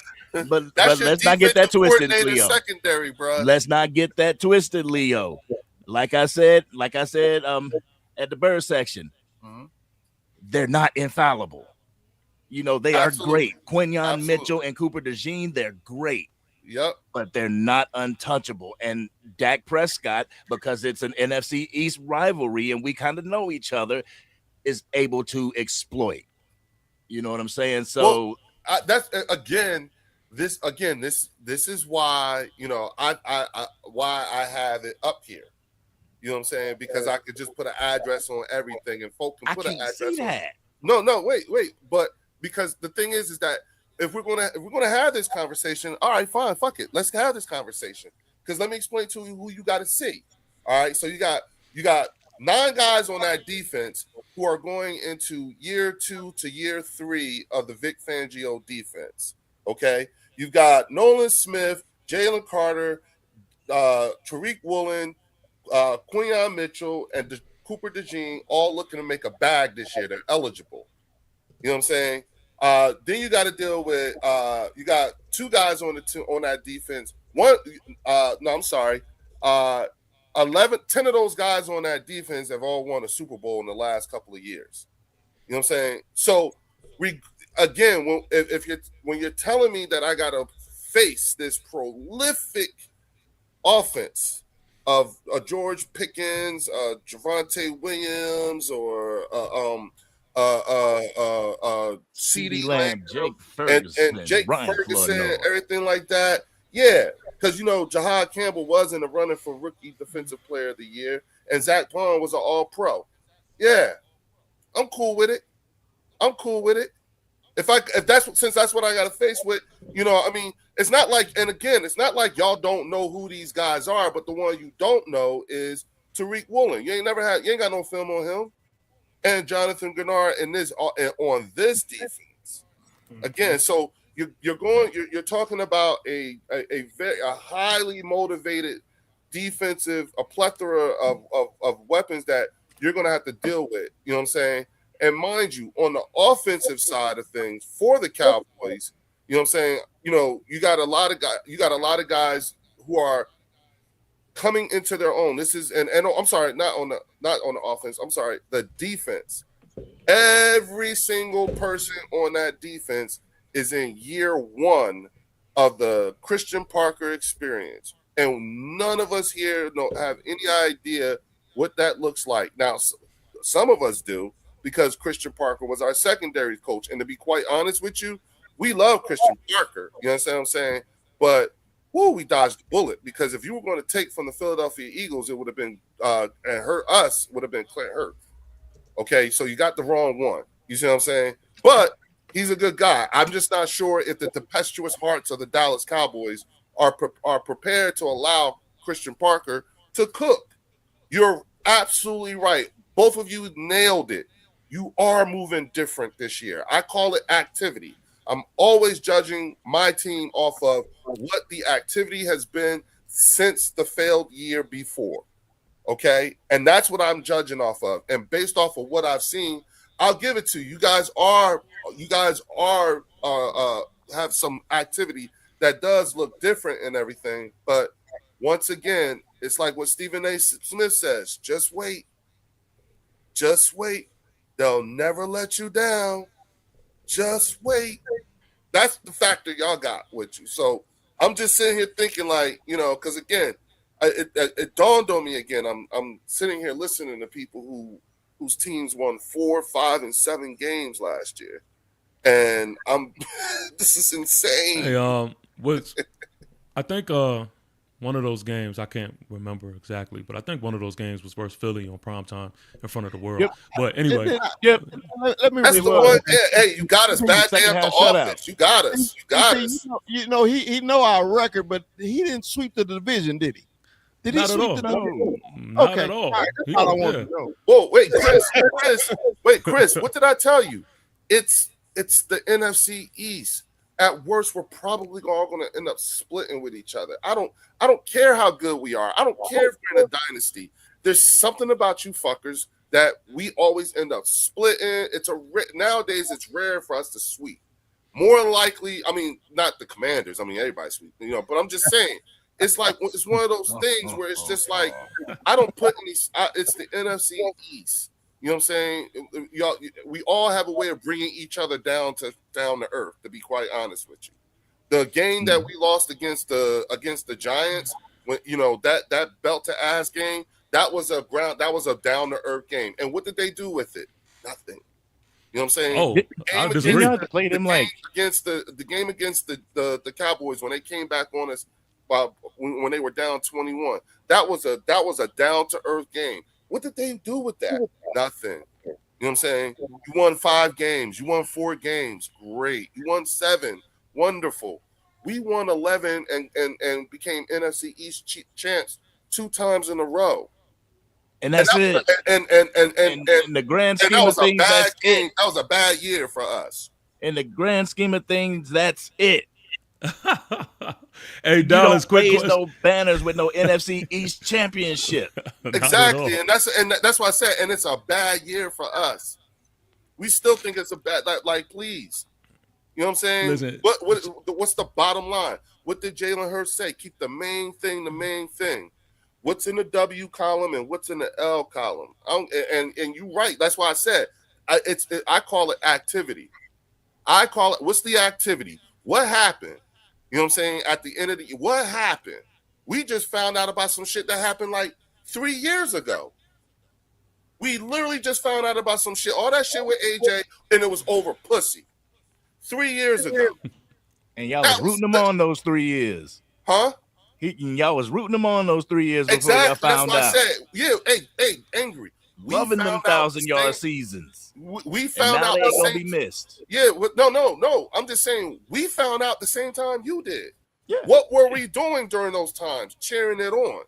You know what I'm saying? But now he's not here no more. So everybody that was here last year ain't here now. And this is what we got to do with. So when I look at that offense, you know what I'm saying? And I say, okay, I don't see AJ on there no more. But I'm okay with Mekhi Lemon and Dontavian Wicks. And if I'm not okay, and if they're not okay, then I'm okay with Hollywood Brown and Darius. I wish we had a soundboard.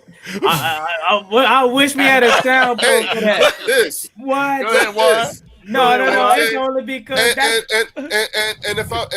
that's not going to work, then I'm okay with Saquon Barkley. I'm okay with Dallas Goedert. Saquon Barkley isn't. What I was trying to get you to understand earlier was that the reason why I said AJ Brown was the catalyst to your offense is because he's a matchup nightmare. It is more prone for a defense. Wait a minute. What do you think you are telling me that I don't know about AJ Brown? I'm not telling you that. I'm showing you.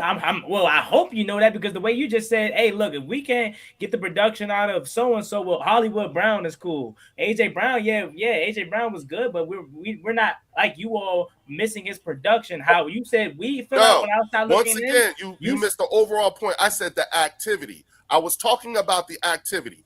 AJ Brown is no longer on this team, right? That's a fact, correct?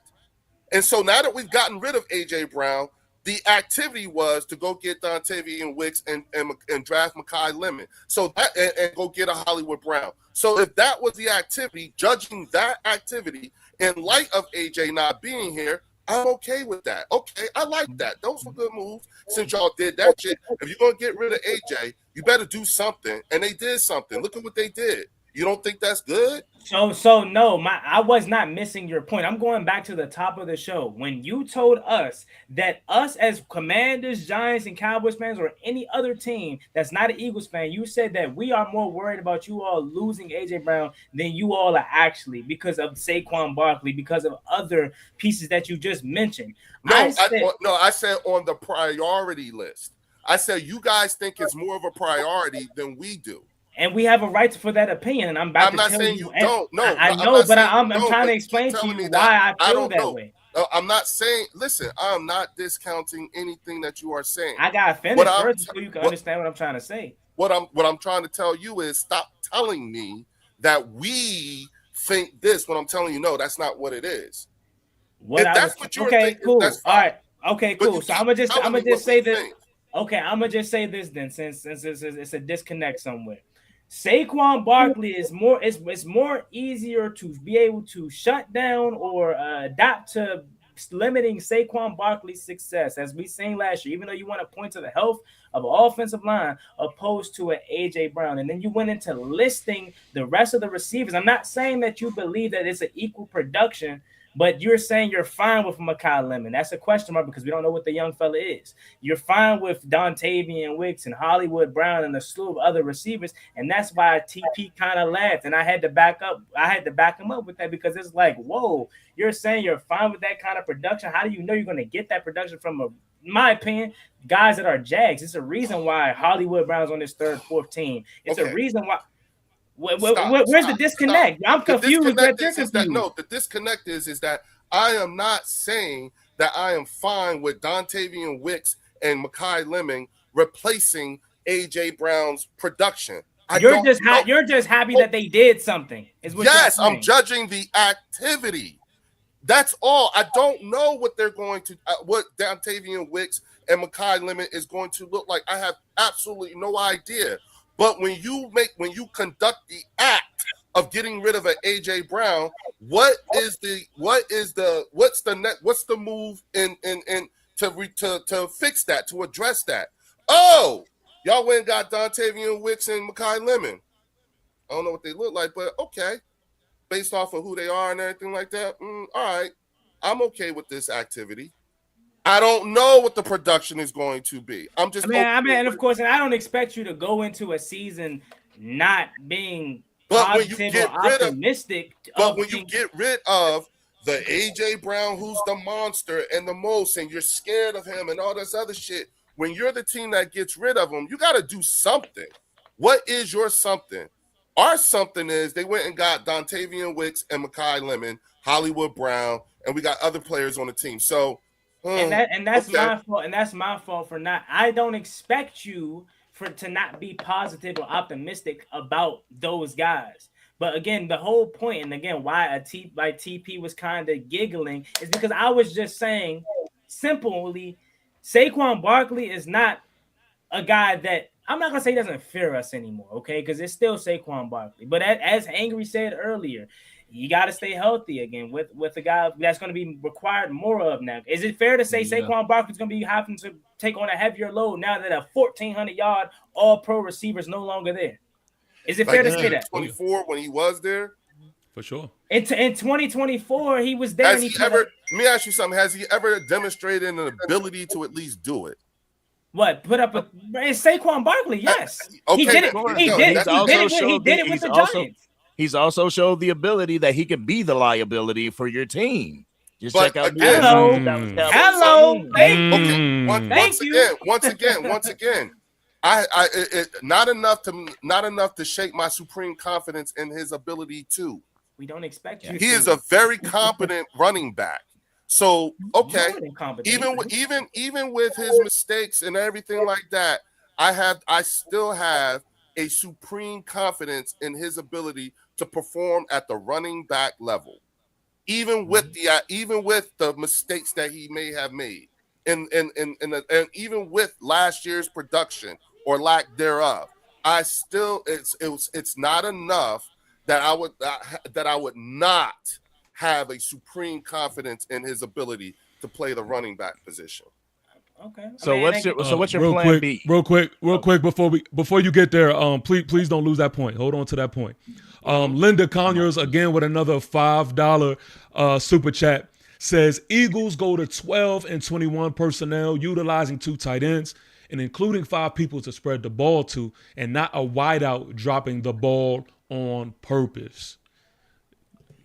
Y'all really think AJ Brown was out there dropping the ball on purpose? Bro, he told us. I told you. He told everybody. He did the interview. Go ahead, Angry. What was you saying? Go, because I cut Angry off. Go ahead, Angry. I don't forgot that other statement, but I'm saying, but I'm just saying the whole. This is all brand but new. what I'm saying is the whole time that AJ Brown's been a Philadelphia Eagle, he's been purposely dropping the ball. I don't know. We don't. No. Because him and Jalen Hurts were close until that shit popped off between them. Come on, bro. Angry. Listen to me. the one thing I get to do is I get to tell you it came from the horse's mouth. This is what AJ said. He did that interview and told that girl the day he got traded. Yes, I don't know. I don't know about the whole time, but I could tell you that I could tell you what he said in that interview. Please, and that's where I'm drawing all my thing. It's what he said. That was the purpose of the book. He was trying to get kicked off the team. He was doing all kinds of things. Hey, doctor, this is what we're here for, madam. I'm sorry. I can't hush. Let me go to Chris. Chris Dooley says, I don't know what's a better battle, this round table or the Giants guys camera fight between 480p to 720p resolution. Yo, I was going to make a joke. This shit was lit 15 years ago when the Giants was deep. Hey, listen, man. Let me explain so everybody has an understanding, right? It's like having a DVD. Yeah. So listen. That is future is bright hilarious. I think Angry don't know. Yeah, no, that is so fucking funny. Because listen, the reason as to why we were late is because for those who don't know, man, I live in El Paso, Texas. I'm in the Army, right? And I'm in the desert. So, like, the Wi-Fi is stupid here. Like, I'm trying every avenue that I possibly can. El Paso, Texas. This is Fort Bliss. Fort Bliss. Oh, okay. Yeah, Fort Bliss. And places in the world. Yeah. So I'm literally in the middle of the desert. So that is hilarious that you said that, because that's literally the reason why we were a little late getting the show started. But oh man, you got me on that one. That's hilarious. TP is true, because one of the guys on our show, Cowboy podcast, he's in El Paso. And he's always battling his internet too. It is, man. It's crazy out here, man. It's definitely crazy. But thank you, Blaze. Listen, I believe it's my turn. Let's talk about our beloved New York football Giants. Yes.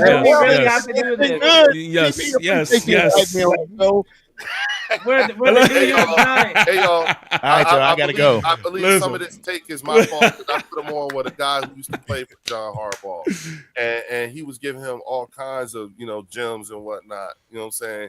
So I believe some of this is my fault too. I've contributed to this. Oh yeah, shout out! Yeah, definitely. That was dope. That was super dope. I want to start by saying this, and I'm not trolling, and this is not just me being extra.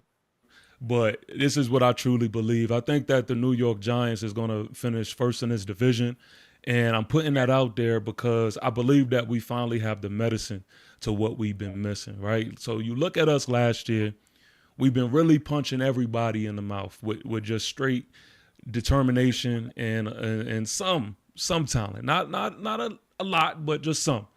And I feel like the main thing that we were missing, it's not a quarterback. It was not all these other things that people may have thrown, but we missed a certain culture, and we missed leadership. We missed coaching. We have that now. Mm-hmm. We have that now. We have John Harbaugh, who is going to match the energy that these players are going to bring, and we finally have a culture. A culture. Y'all haven't dealt with the New York Giants having a culture in some time. So what I mean by that is y'all all are going to, throw the ball in the air and talk about your quarterbacks and, be all pretty on, ESPN and all that stuff. What we're going to do is we're going to punch each and every one of you in the mouth. Each and every one of you. Now, this is a John Wick moment, because I want to look y'all in the faces and tell you, we're coming for all of y'all, pause, and it's going to get bad. It's going to get bad because we're going to out-physical y'all. And I always ask myself going into the season, what makes us different from the rest of the teams in the division? What makes us different is that y'all are not prepared for the physicality. Y'all don't want to tackle Scatterbowl. We've seen that already. Y'all don't want to have to get off a Pat Ricard block coming full steam ahead. We finally have an offensive line. Yeah, all that bad offensive line shit that y'all had to go against. Yeah, no more. No more. Oh, y'all want to ask who's our targets? Oh, I'm glad you asked.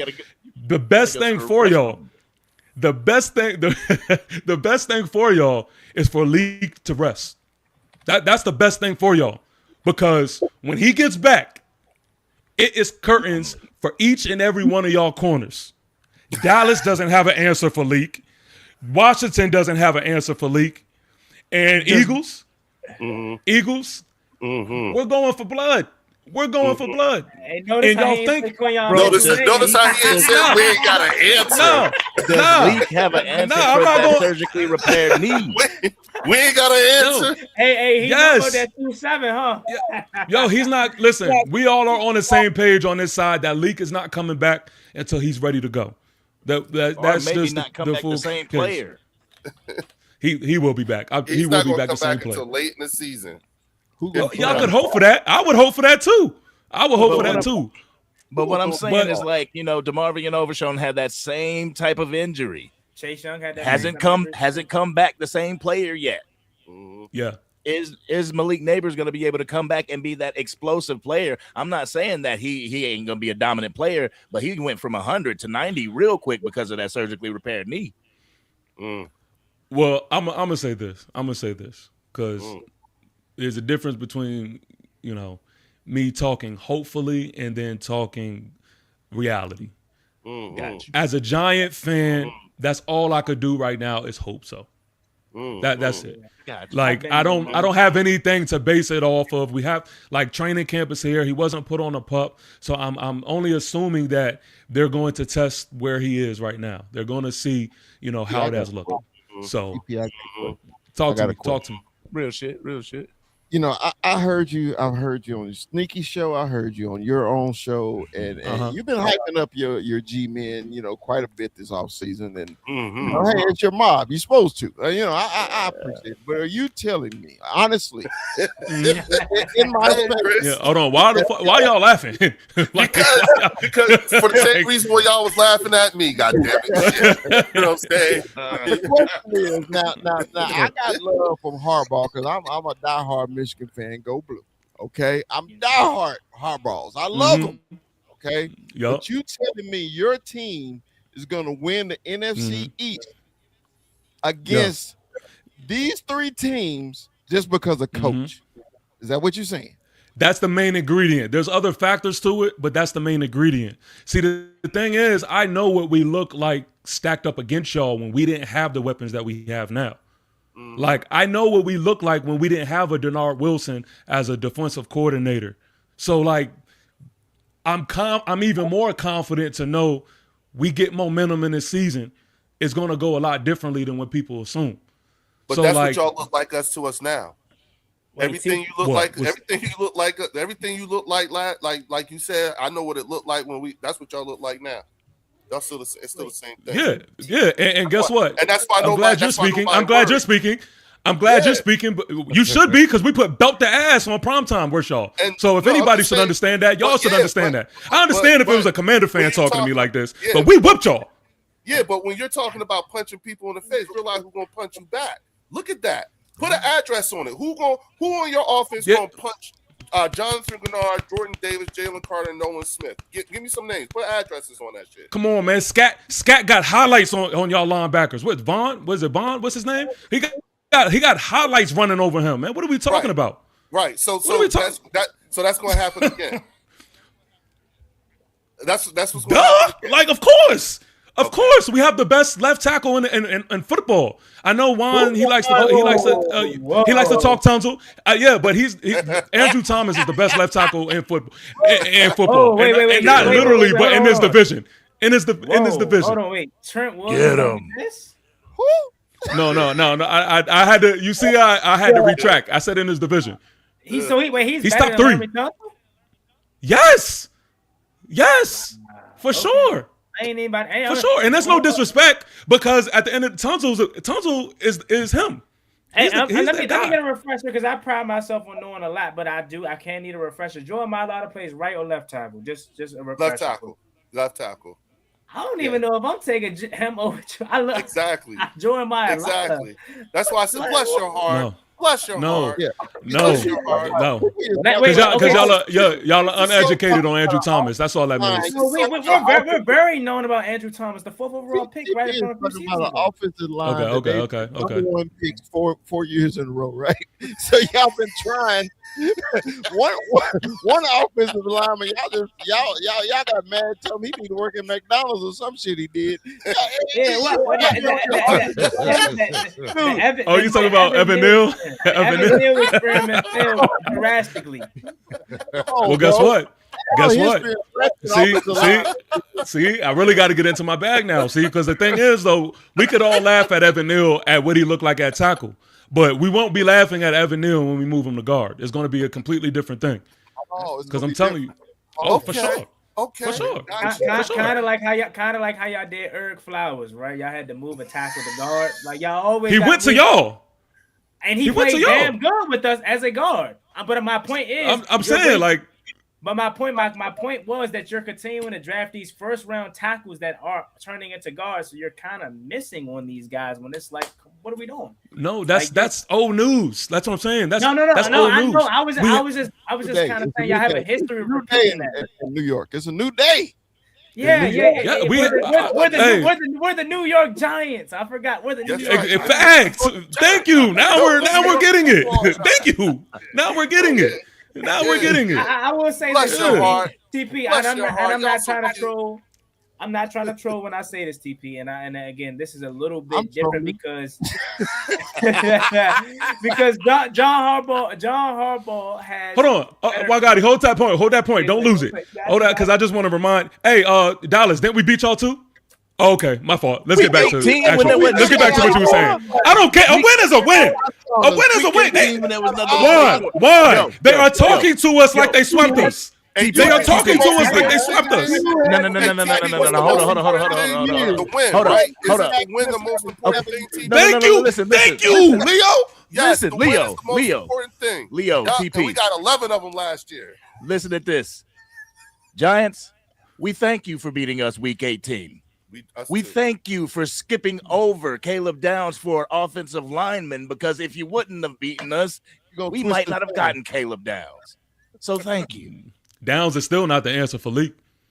He's still gonna have a field day on that secondary.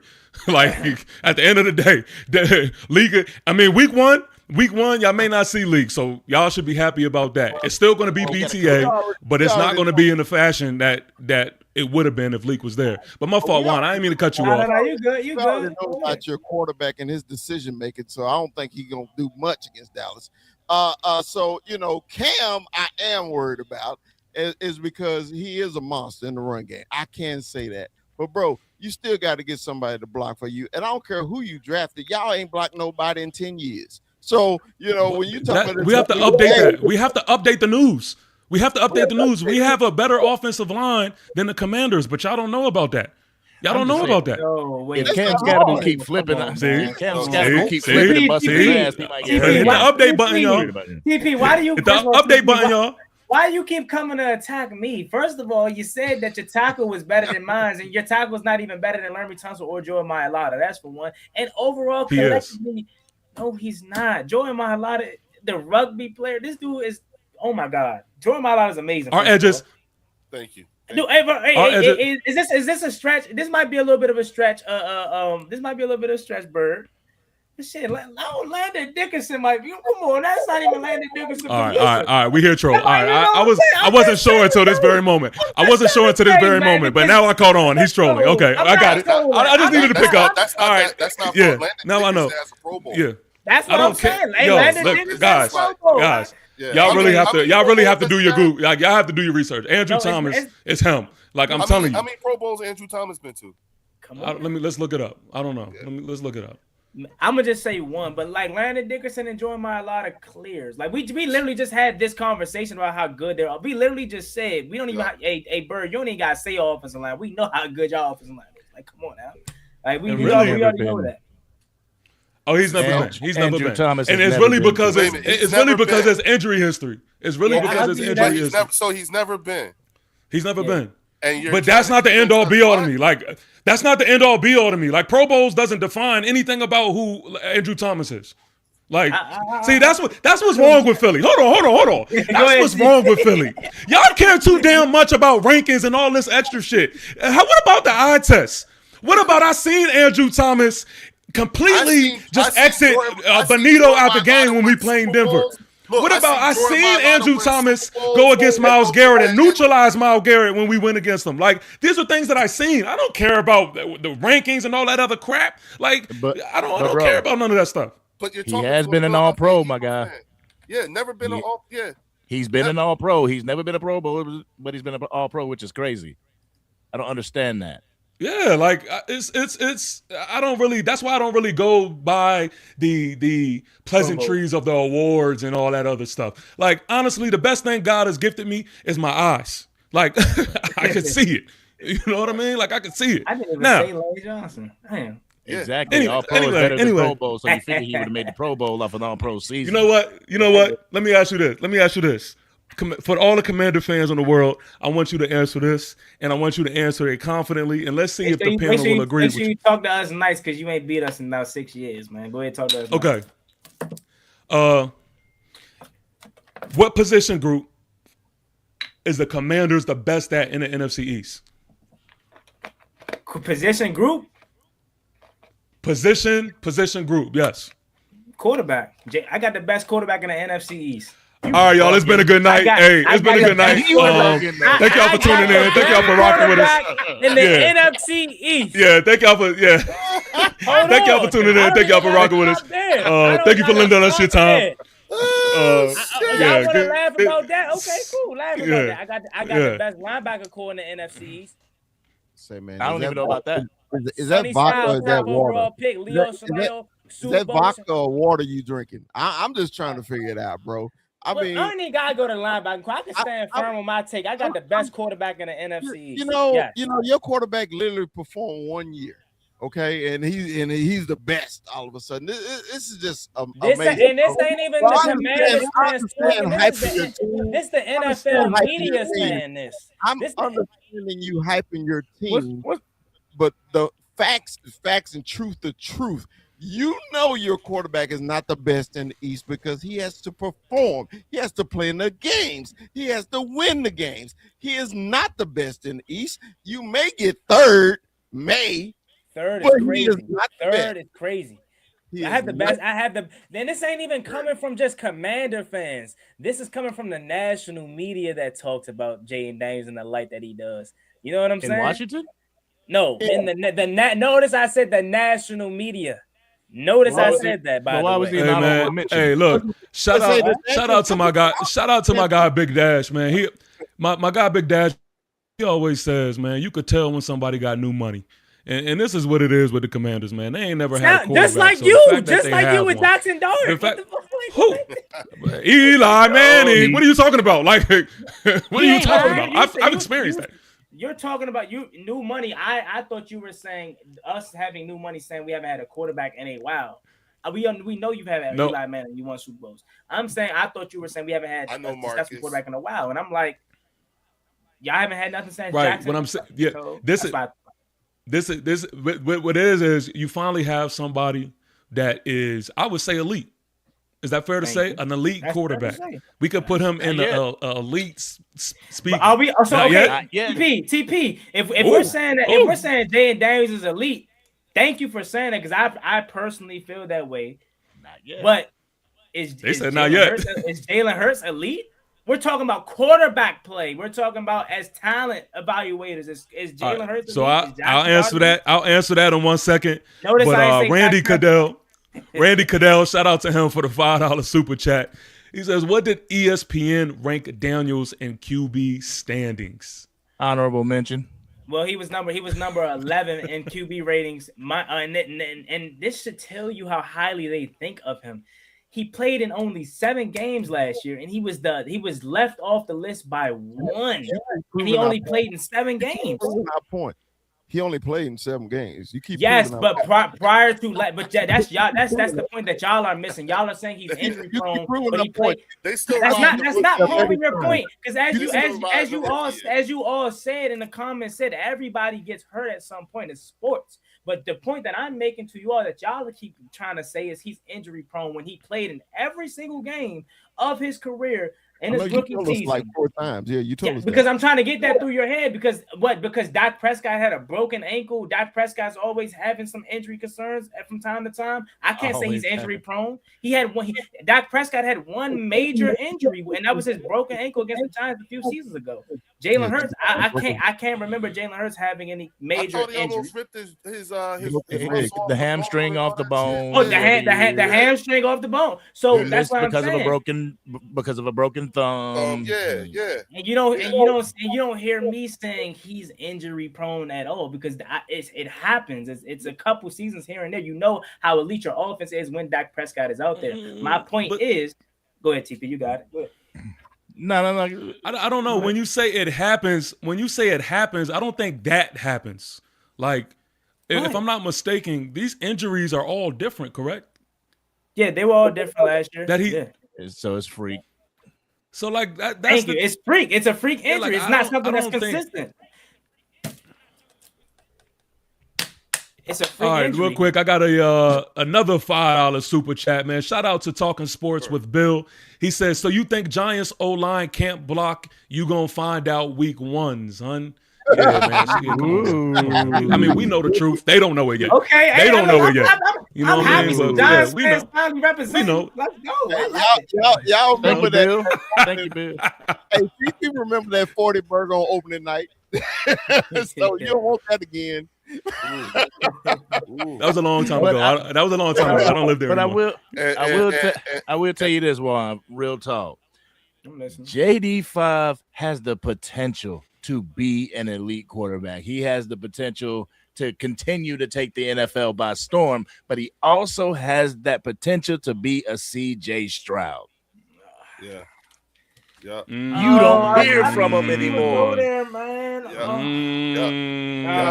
You know, I see some CJ Stroud in him too. Nah, see, and that's the narrative that I was hoping y'all didn't go to. First of all, let's talk about it. CJ Stroud, the narrative that y'all want to put on CJ Stroud is so bad. It's so misleading because he still led his team to back AFC championship title. I mean, AFC South titles, playoff wins every season of his career thus far.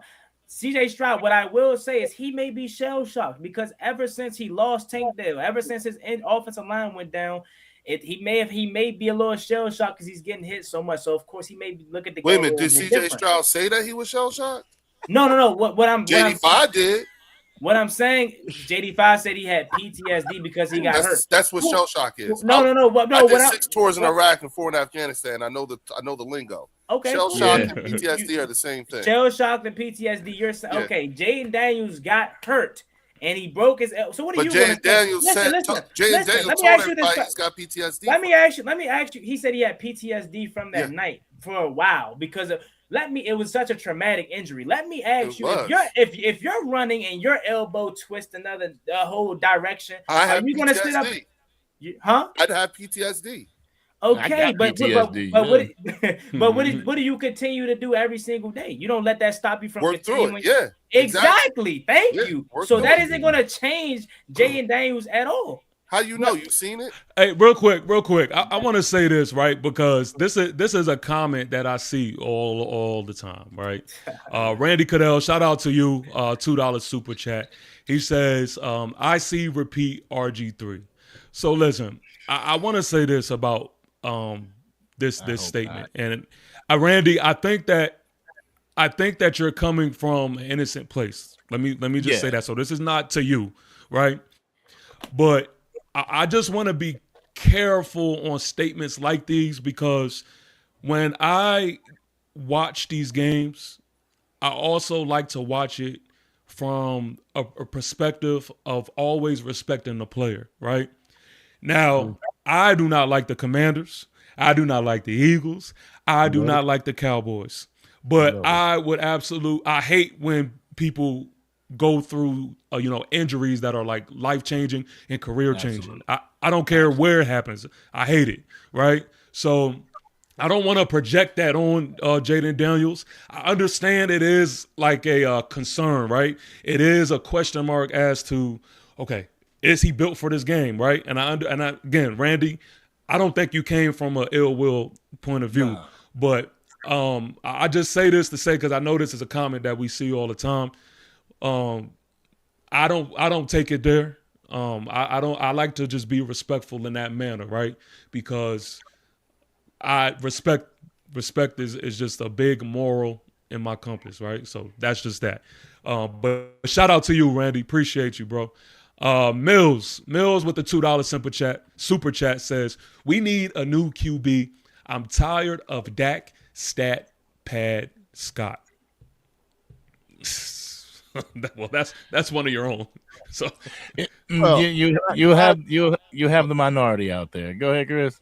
well, I like to address this comment. Okay, they're talking about PTSD, and you know we Cowboy fans, right? So Cowboy fans is always, what have you done for me lately? Okay. Yep. We're always in old time syndrome. Roger Staubach, or what Troy Aikman did. They hated Tony Romo, but as soon as Tony Romo left, he was the greatest quarterback ever. And it's going to be the same thing with Dak Prescott, the leading passer for the Dallas Cowboys in their history. You know, they always got something to say, but let Dak Prescott win a goddamn Super Bowl. Oh, he's the greatest Super Bowl ever. We them boys. We them boys. So this is the only thing at the Cowboys. He's Jalen Brunson, Dallas. Yeah, thank you. Yep. This is the only thing I hate about my Cowboy fans, because they're selective in when they want to cheer for their fucking quarterback.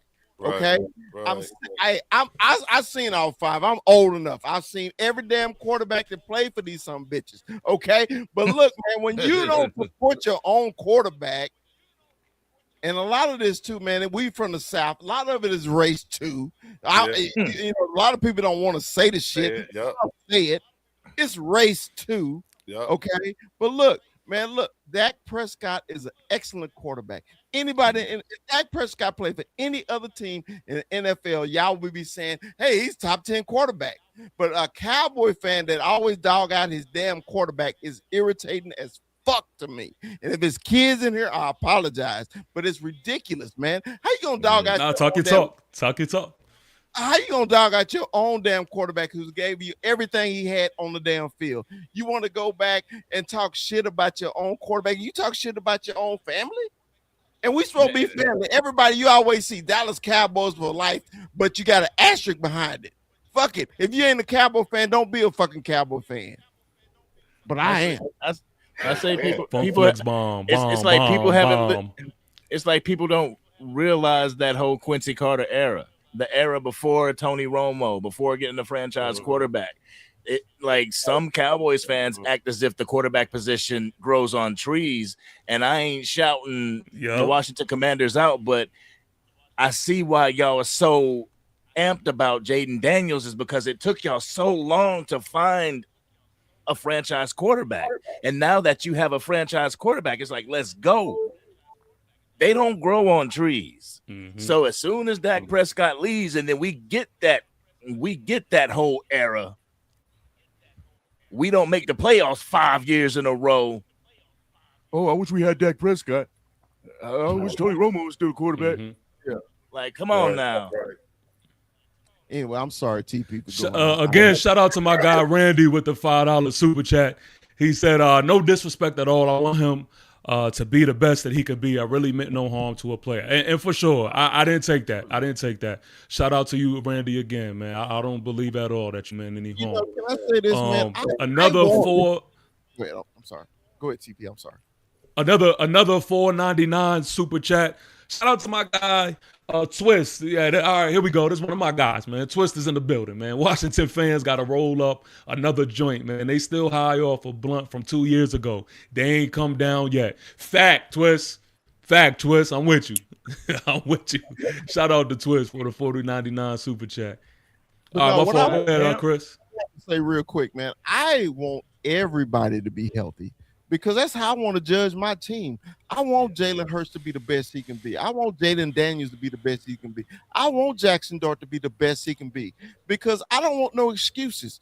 Okay, well, you beat us when we didn't have this person, or you beat us when Saquon wasn't there. That's dumb to me, man. I want every person in NFL, man, to be healthy. Okay, it's, I love football, bro, and I hate it when the stars ain't there. You know, it's like watching a preseason game. So yeah, I know the little thing about the RG4 and all that crap. Man, what happened to RG was tragic, man. It was. Yes. I love the kid, man. Texas kid, Texas all day, do or die, you know. And FYI, I know I'm a bad parent. They call CPS on me because my son is a Commander fan. I apologize for that. But look, oh yeah, you should have told me that. You should have told me that. Yeah. That's what I call like. CPS on me. I said sometimes Poor Chris, no. I'm sorry, Chris. I'm sorry. Thank you, man. Chris crazy, man. Yo, but I am gonna I'm gonna challenge you guys. We hate each other's teams, NFC East, but I want to know something that scares you about an opposing team in the NFC East. I'll go first. I don't love hate that. none- I love that. Good one. I hate any other team in the NFC except for one. Punk ass, trick ass, boog ass, hoe ass Eagles. I hate them. Anyway.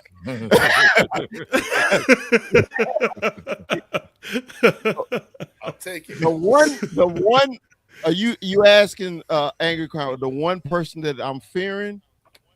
Like what do you fear? I'd love to do what do you fear from each team in the NFC East. Okay. All right. The one for Washington, I like that. For Washington, it is their quarterback play because that's the only thing they got. That's it. Oh, damn. All right. For the Giants is Scatterboo. I just think he's just a dominant running back, and I think if Washington can block for them, it'll be fine. And with the Eagles, it's always their entire defense because they're stacked. They're stacked everywhere. So if you can just get up on them, I think you're fine. Okay. All right. Anybody else want to answer that? I'll go next. Yeah. I love this question. So I'll go next. Commanders quarterback point. Period. Plank. It ends there. It starts and ends there. Quarterback. Dallas. It is that passing game. I'll just be a little particular and say the passing game. I won't. I see Dash in the chat. He says scared is crazy. So I won't say scared. I would just say something that I'm looking out for is definitely that. For the Eagles, I would say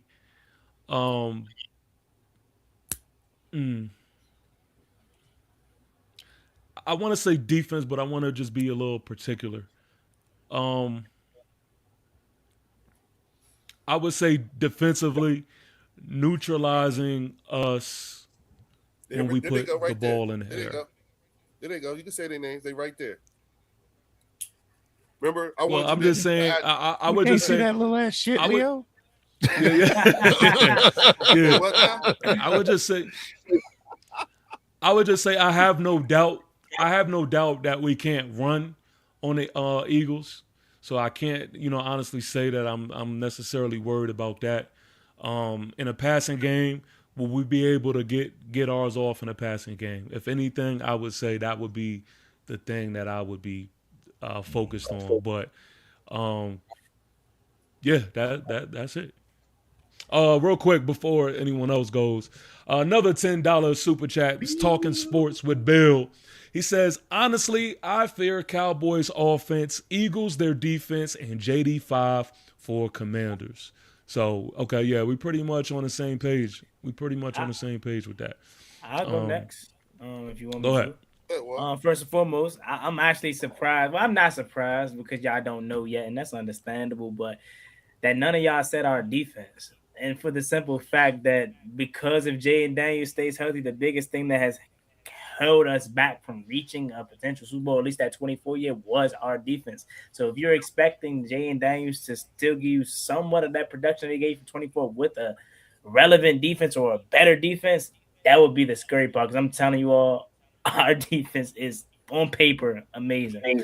But what I would say for the Cowboys is what scares me is that Shoddy ain't no fluke, man. I'm gonna just call it what it is. I thought Shoddy. I said, man, why did Jerry Joe Hutch hire this dude, man? Like, who is this dude? I thought they was gonna go out and get a credible guy head coach. We all thought that wasn't gonna work, and Shoddy came in, man, and he gave y'all some juice, dog. Like I like him as a head coach. I was completely wrong. And that's my biggest fear is like you guys actually might have figured it out at the head coach. It ain't Mike McCarthy. It ain't Jason Gerd. You know what I'm saying? Y'all might have actually got y'all the guy. And it didn't seem like it at first prior to the season starting last year. But then, of course, we know that offense was rolling and things like that. And again, like you said, both Cowboys representatives up here. That defense is the reason why they couldn't go no further. So for me, it would be y'all head coach that y'all got a legit coach, man. If he's able to replicate what he did last year again this year. For the Eagles, man. For the Eagles, for me, it would be Jalen Hurts silencing all the critics. Because even though we've seen him perform at a high level in the postseason and he's a Super Bowl champion, I mean, Bird, I'm sure you hear it every day. Nobody truly respects Jalen Hurts. I mean, we've talked about it immensely tonight. Nobody wants to give Jalen Hurts his true credit, and everyone is back against the wall yet again. Oh, no AJ Brown. Can he prove it without having an all-pro receiver like that? What is he going to look like now with another offensive coordinator? Is Sean Minion going to come in and be able to help him? And he's not going to have a Kevin Patullo year, since a lot of the bad was Kevin Patullo, right? This new offensive line, no Jeff Stoutland. You know what I mean? What is this going to look like? So my biggest fear is that, man, if Jalen Hurts goes out there and silences the critics it's nothing else I can say anymore. He's already won a Super Bowl. And now he goes out there post AJ Brown. Hey, what did he say, Bird, in that one interview with that shiny ass chain? That's what y'all wanted to see? That's what y'all wanted to see? If he goes out there and does that for 17 games in a postseason, man, it's nothing else I can say. And as far as the Giants, man, it ain't nothing that scared me about y'all. Y'all gotta beat us first, man. I'm gonna keep it a buck with you, man. Like, it ain't nothing that scares me about the Giants, dog. Like, so I tried to think hard about it, man, but I couldn't find anything that scares me about your Giants. I can't wait. I can't wait, particularly for the Commanders. Oh, I can't wait. Big Dash, you are stupid. I can't even find a comment, but he said smashing something on the Commanders' sheets is diabolical. Nah, it give you that plus 10 power, man. Yeah. You know what I'm saying? Plus 10 all stat. You know what I'm saying? Yo, y'all stupid. All right. Angry, did you go? You ain't go yet, did you? I ain't went yet. All right, with the New York Football Giants, I just feel that they had a really good draft. That their defensive front has always been an issue. You know, it's been able to lay hits on Dak Prescott, whether it's hurry ups. He still completes the passes, but those hurry ups, they get you. Cam Scatterboo also scares me. When Malik Neighbors comes back, the passing attack, as well as the escapability from Jackson Dart, that all scares me. John Harbaugh doesn't scare me because John Harbaugh really didn't know how to use Lamar Jackson properly. So he really doesn't scare me. The Commanders, Jaden Daniels.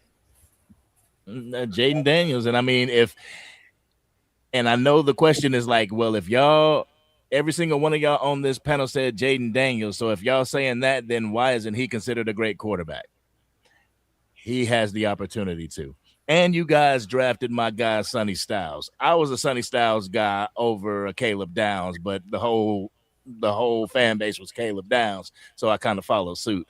And with the Philadelphia Eagles, it's their defense.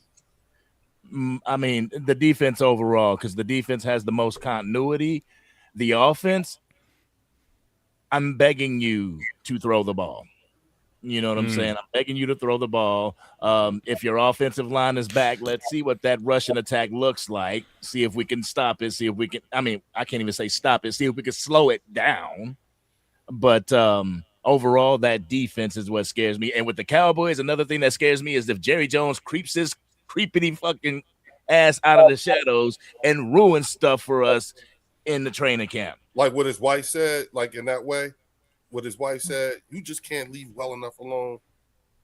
Whose wife? Jerry Jones' wife. Remember when they did the documentary and he was saying how his wife jumped in his ass because he did something he shouldn't have did, fucking with the team, and she I'm went gonna keep it a buck. I didn't watch that documentary. Oh, dog, I watched it. It was good. Nah, I watched it. It was good. Oh, his wife, like there are a lot of things that a lot of the times where like going back to the Jimmy Johnson era and everything like that. When in that movie, when they talk about that, they talk about what his wife said to him. His wife went the fuck off on him.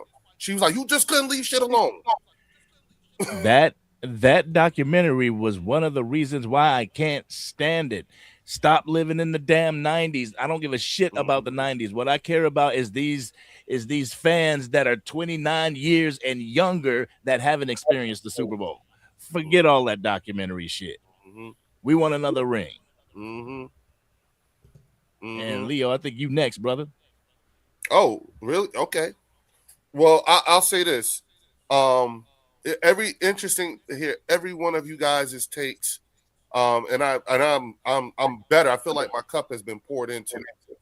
I do feel like my cup. I will leave here feeling like my cup has been poured into, and I will look at the things that you guys have told me to look at. You know what I'm saying? I feel like I know more than what I did, but I've sat here and I've listened, and I am struggling, y'all. I'm really struggling because I don't fear nothing about anything about y'all. Now I'm excited. I'm excited to see what my offense is going to look like against this new Dallas defense with all the things that are going on and everything like that. But not much to fear. You know what I'm saying? I'm excited though to see what we could do. How are we going to the things that we could do to limit JD5? You know what I'm saying? And also what I'm excited to see what my offense looks like against Dallas. I mean, the Commanders linebacker core, the new toys they got. I'm excited to see that. I'm excited to see, you know what I'm saying, what this new attitude towards situational football is going to look like from the Giants. You know what I'm saying? But I'm not all that excited only because I expect it to be a little bit of a shit show only because they're in year one of the John Harbaugh experience, and he's still got to learn how to play with the new toys he got. Now, I acknowledge all of you are in the midst of a multi-year rebuild. You know what I'm saying? Some of it predates your new coaches, others predates your new weapons. But you all are in a multi-year rebuild. So I think you all are on the come up so long as for different reasons for each of you is why it's just going to take, other things that could fuck it up. But y'all look like y'all are trending in the right direction. Whereas for us, it's a retool. And so, when you think about the way for us, it's not just, yes, let's look at who we have, but then it's also what assets and resources do we have available to us? And how do we strategically deploy those assets and resources? And because I get to have the most supreme confidence in my general manager, Howie Roseman, regardless of how people think of him or what they may say and everything like that, the view here is different. We're definitely breathing different air. You know what I'm saying? At the end of the day, again, like I said, I'm sorry. I really struggled. There's nothing about who do y'all think y'all are? Like we're the current NFC champion.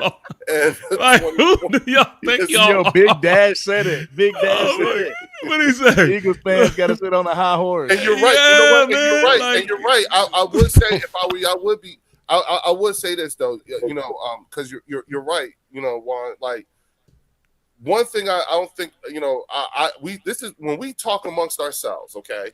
When us Eagle fans talk amongst ourselves, one of the things that we always talk about, we say because there are things we say to ourselves, we say to each other, and then there are things we say when other people are around, right? And one of the things that we always talk about a lot of times is we say, y'all know, do y'all realize, like they all this material they giving Jalen Hurts because he don't say nothing. You know what I'm saying? He don't say shit. That's part of the reason why the local media, Philadelphia media market, can't stand Jalen Hurts. They hate him because he doesn't say anything. He doesn't give them anything. You know what I'm saying? Even but what he does is he speaks through action, which is why when he came out there and sat down and said, "That what y'all wanted to see?" He didn't.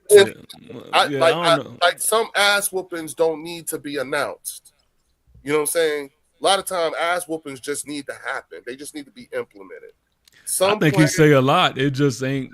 I don't think he don't say like that. Listen, the things that he do say, bro, they can't.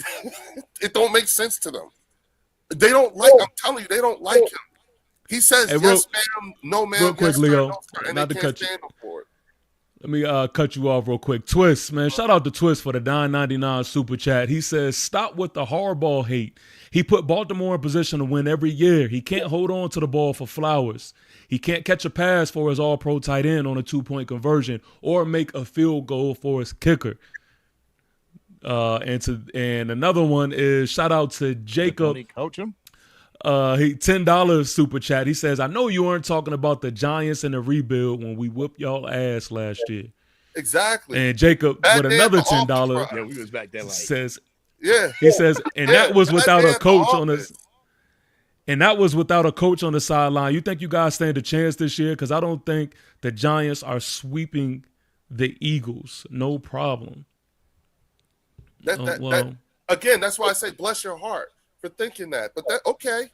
You know what I'm saying? It's not going to be a whole lot of what I refuse to do. Okay, the one thing I refuse to do is to convince you otherwise. I refuse to do that. If this is what you think and that's your take, so be it. Yes.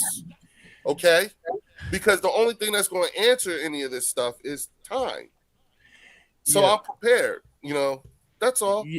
Plus your heart, though. Yo, chat. If you're my age, you ain't gotta tell me. But was this how we were back in the 90s? Absolutely. Yes. Because I said that. I was like, Eagles fans remind me of Cowboys fans back when we were winning Super Bowls. You were worse. Is it true? Yes, you were worse. You were worse than this. I am showing you what it looks like to be a modern era, winner, and what it looks like. And this is the way it does. There's a listen. I've given you all grace. What did it look like for y'all getting there? So I've given you all grace tonight. So listen. Before we call it a night, man, I do want to take the time to make sure that we go through the comments a little bit and we chop it up with the people. So rapid fire, everybody. If you got something to say, hopefully I can reach to you. The comments is going crazy right now, but we gonna if it's dedicated to your team, y'all go ahead and do a rapid response. But we gonna get that started. Also, listen. If you haven't already, make sure that you like this stream. Like this stream right now. That is the way you can support each and every one of us. We don't care about money. We don't care about any of that. But just the simple things like liking the stream, subscribing to us, man. Even if you are a fan of the op. Look, man, let's continue to keep this ball rolling. We hope that you enjoyed yourselves. We hope that you enjoyed jumping in the chat, talking your shit. But let's jump in the comments, man. Let's see what we got here. See Cassie Roswell, the Cowboys fans that are young as yourself. We need this damn ring. Real talk. Gotta knock them birds off. Real talk. Let's see. Let me see where we at. I scrolled up. Dumb eye. Let me see. It says right here, 864 Cowboys fan says, Cowboys beat they self, flags, drop balls, not knowing routes, can't pass block defense, can't stop nothing, but it's Dak. Let Dak go. It'll fix all that. Let some fools tell it.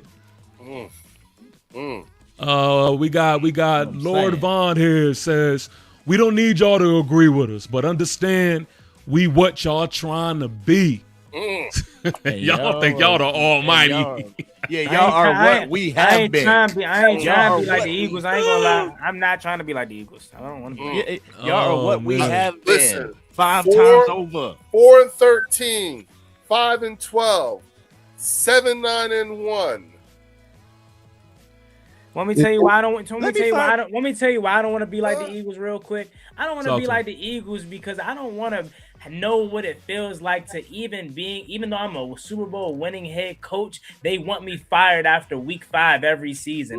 I don't want to know what it feels like if Jalen Hurts has one bad game. Oh, we need to move on from him. Oh, AJ Brown's a diva. Oh, this, that, and the third. I don't want none of that pressure every single year.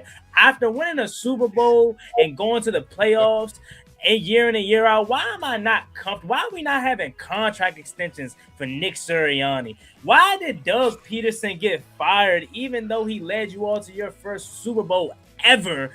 And I think he had another postseason year in him before you departed with him. So I don't want to be like the Eagles. I don't want that kind of pressure. Dan Quinn leads us to the Super Bowl and continue us to have playoff berth after playoff berth. He's getting a contract extension, man. So I don't want that pressure. I don't want to be like y'all. I'm good. And that's why you'll never be a diamond. We're diamonds. That's the point. Pressure creates diamonds. Man. You will be Shout out to my guy, Big Dash Knows in the chat. Super dope New York Giant content creator. Listen, all my Giant fans, especially all my Giant fans, man, if you are in this chat, make sure you make your way over to Big Dash Knows, man. One of the best doing it, man, over here in New York Giant land. He says rocky ass storyline. I believe he's referring to Jalen Hurts for sure. But shout out to Jacob. Big Dash, yo, Big Dash. I did one of these with him. Shout out to Big Dash. Yes, I did. Yeah, that's my guy, man. I did an NFC East roundtable with him. And so I know he represented well then. Let me tell you something. You picked the right guy. Bro, listen, let me tell you something. I was so fucking mad when he left because I think he had something to do, like some family thing to do or whatever. He had to go. So it was totally legit. But I was so mad when he left because it was like with you, TP. You know what I'm saying? It was like a breath of fresh air. It was someone who knew their team. It was someone who you could freshly engage with. And it was a good show. It was one of Game Time Brian's, a really good show for him. But it was Louis T and me and I forget who else. But it was like when he left, it was like, you know what I'm saying? He's a good dude. Shout out to Big Dad. Yeah. You know what I'm saying? For sure. Hit me up, man. For sure. Yeah. Hit me up, bro. Shoot me an email or something. You know what I'm saying? That's a good one, dog. I respect him. I respect his opinion too, like you, TP. Yeah, he was funny as hell in the comments tonight, man. I like when he lets his hair down, although he's bald. But I like when he lets his hair down and he he's on the type of time he was in the comments. That's my guy, dog. That's my guy. Gene with a $2 super chat says, "Angry Cowboy, y'all was horrible in the 90s." Thank you, Gene. Yes. Yes, ma'am. Understand, those years encompass high school and college for me, bro. You know what I'm saying? High school and college. No, I'm sorry. No, yeah. Yeah, high school and college, yeah. And watching the Bills. So, and remember, we went to 4 NFC championship games in a row. You understand what I'm saying? So Eagles Drew with a question right here. He says, why CP couldn't coach Ringo, Adoree', Jacorian, and Brown? Why he didn't make them all pros? Because everything a coach touch ain't gonna turn to gold. That's true. Yeah. You know what I'm saying? Yeah. Yep. Rollcout 5177 says, can't wait to see what the Commanders defense can be this year. It's underwhelming. Underwhelming. All these Juan, you hopes. muted. You muted, Juan. You muted. Yeah. Underwhelming is crazy. Come on, hey, TP, like, what's up, though? I think Yeah. TP really got some. He really don't like us because they ain't beat us in a while, man. So Yeah, that's what it duh. is. I mean, you got a defensive No, but I'm head saying, coach and Dan Quinn. it's like he had. You know how I said I got Bird in my crosshairs. It's like he got a different disdain for us right now. The second they beat us, oh my God, I'm getting off the internet Yes. because it's gonna be their Y'all Super the Bowl, ones man. I want. Yeah. Y'all are the ones I That's want. exactly how we feel about y'all. And we See- got to sit there and listen to that shit. No, You know what I'm Bird. You should feel like that about all of us. I do. That's what I'm saying. Yeah, I feel like that about all y'all. Yeah, I do. You know what I'm saying? Lord- But it's just, what can I like? You know, what can I say? You know what I'm saying? Like, Our defense is gonna be, Lord it's Von gonna be really good. I'm just gonna let you guys know that. Lord Von saying for a 7-win team, Cowboys fans still horrible right now. My thing is this: what you expect us to do? We might be good. We might be good. I don't know. We got to see what training camp gonna be. Fuck that. I'm saying everything except we go into the Super Bowl. I can't wait Yeah. till we do this show Now- again. now- and we yeah. do the record prediction. now, but here's the thing, though. All we've Facts, seen, Juan. I'm talking about us and the Commanders and the Giants. All we've seen is 2 7-win years. So, Hey, I got Who said we was gonna be a- the last Thank 2 you. years? Who said we was gonna be a top 15 defense? No, We trying I'm to- just asking. I'm just telling you what no. you look like to us for the last couple years. Oh no. You look like the He team that put, just done. You know, like, okay, nah, I he hear put up you. I hear what you're saying, but I'm looking at what you've been doing.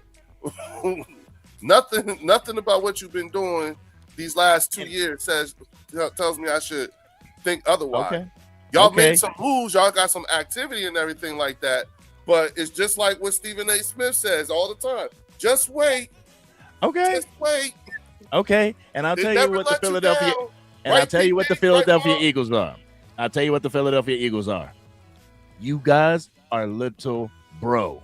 I don't give a damn if you won 2 Super Bowls in the past 3, in the past 5-6 years. You are still little bro, not even to the Dallas Cowboys, but to the NFC East. Everybody in the NFC East has more Super Bowls than y'all do. And I ain't trying to hear about no damn championships when people were wearing leather helmets and there were only 10 teams in the damn league.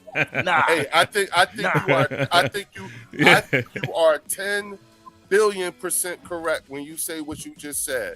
The only problem with that is because your way of thinking on winning is from the late 1900s.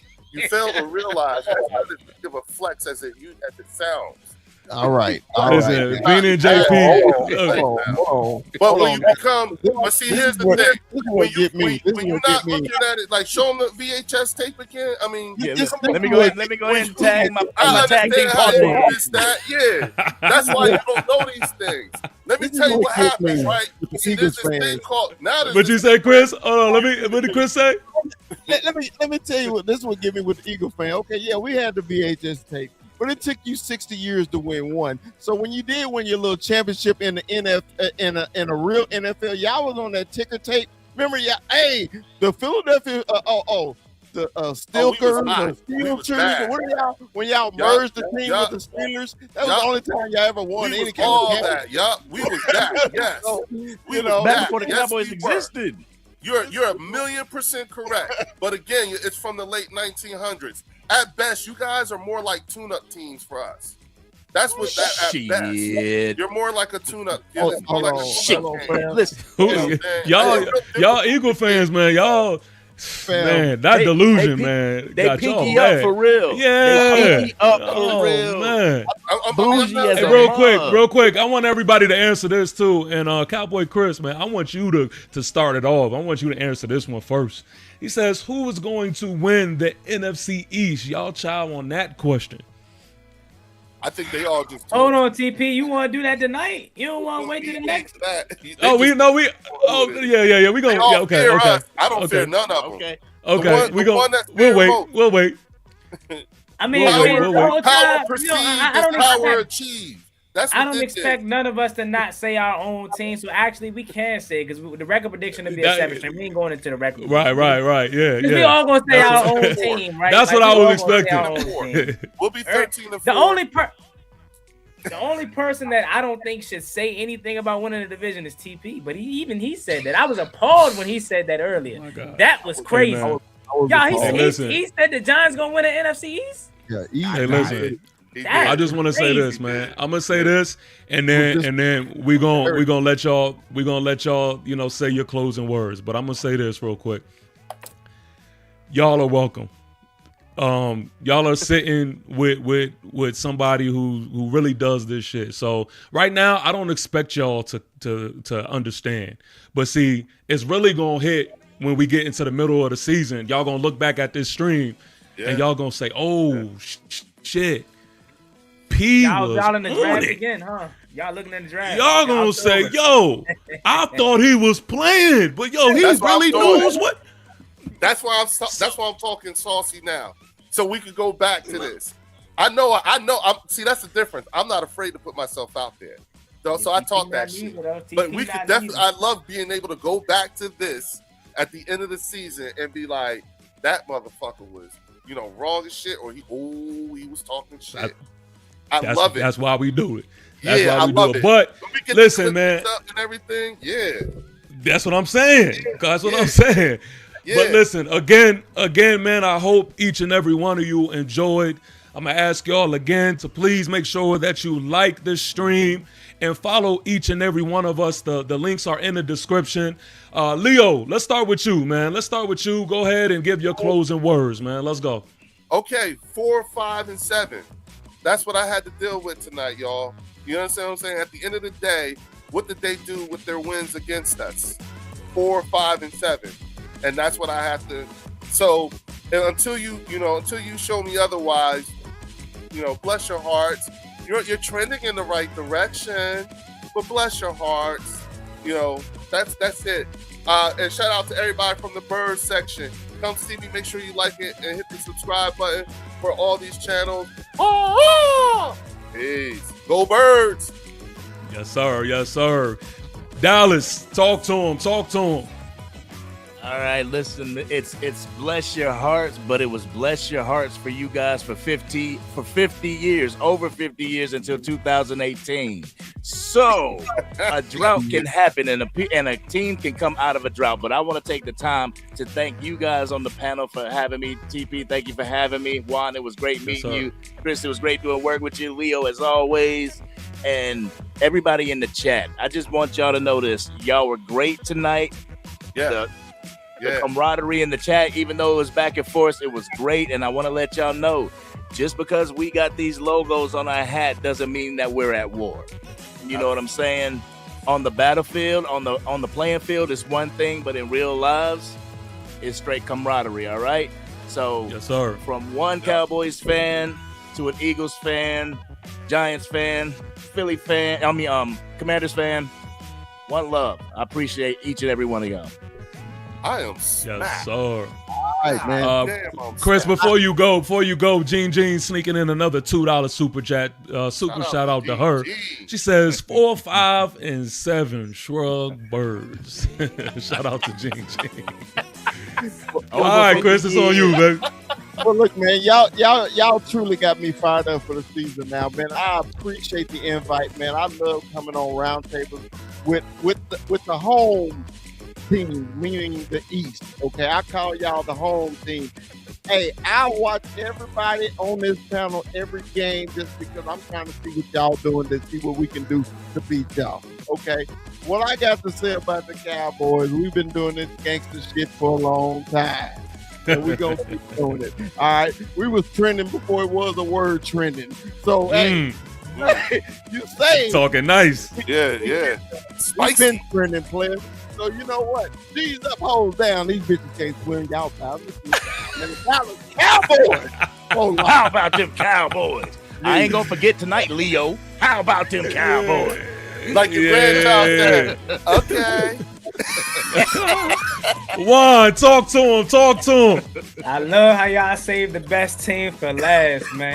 You know what I'm saying? Y'all knew what y'all was doing. Giants It's ain't your man win yet. Juan Gotti, Juan from Juan Gotti Talking Sports. You can find me on YouTube, TikTok, and Instagram. Please give me a follow. Representing the Burgundy and Gold, the Washington Commanders. This was great, man. I look forward to doing this again on a consistent basis throughout the season. Absolutely. You all were great. I love the conversation, man. But at the end of the day, we all know that Burgundy and Gold gonna take the East this year, and I'm standing on that I got the best quarterback in the division. Come over to my channel and talk to me crazy if you want to, man. Let's do it. Again, shout out to each and every one of you. Thank y'all for tuning in. Thank y'all for rocking with us. I want to give an NFC East and a New York Giants salute. It's been real, man. This was definitely fun. Training camp is here, ladies and gentlemen. It's here. Football season is here. This is the last Sunday of no football. Let's go, let's go.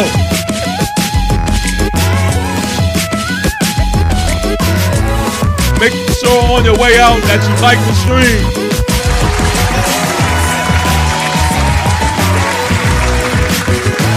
I'll holler at y'all, and until I holler at y'all, B5, 4 from, let's go!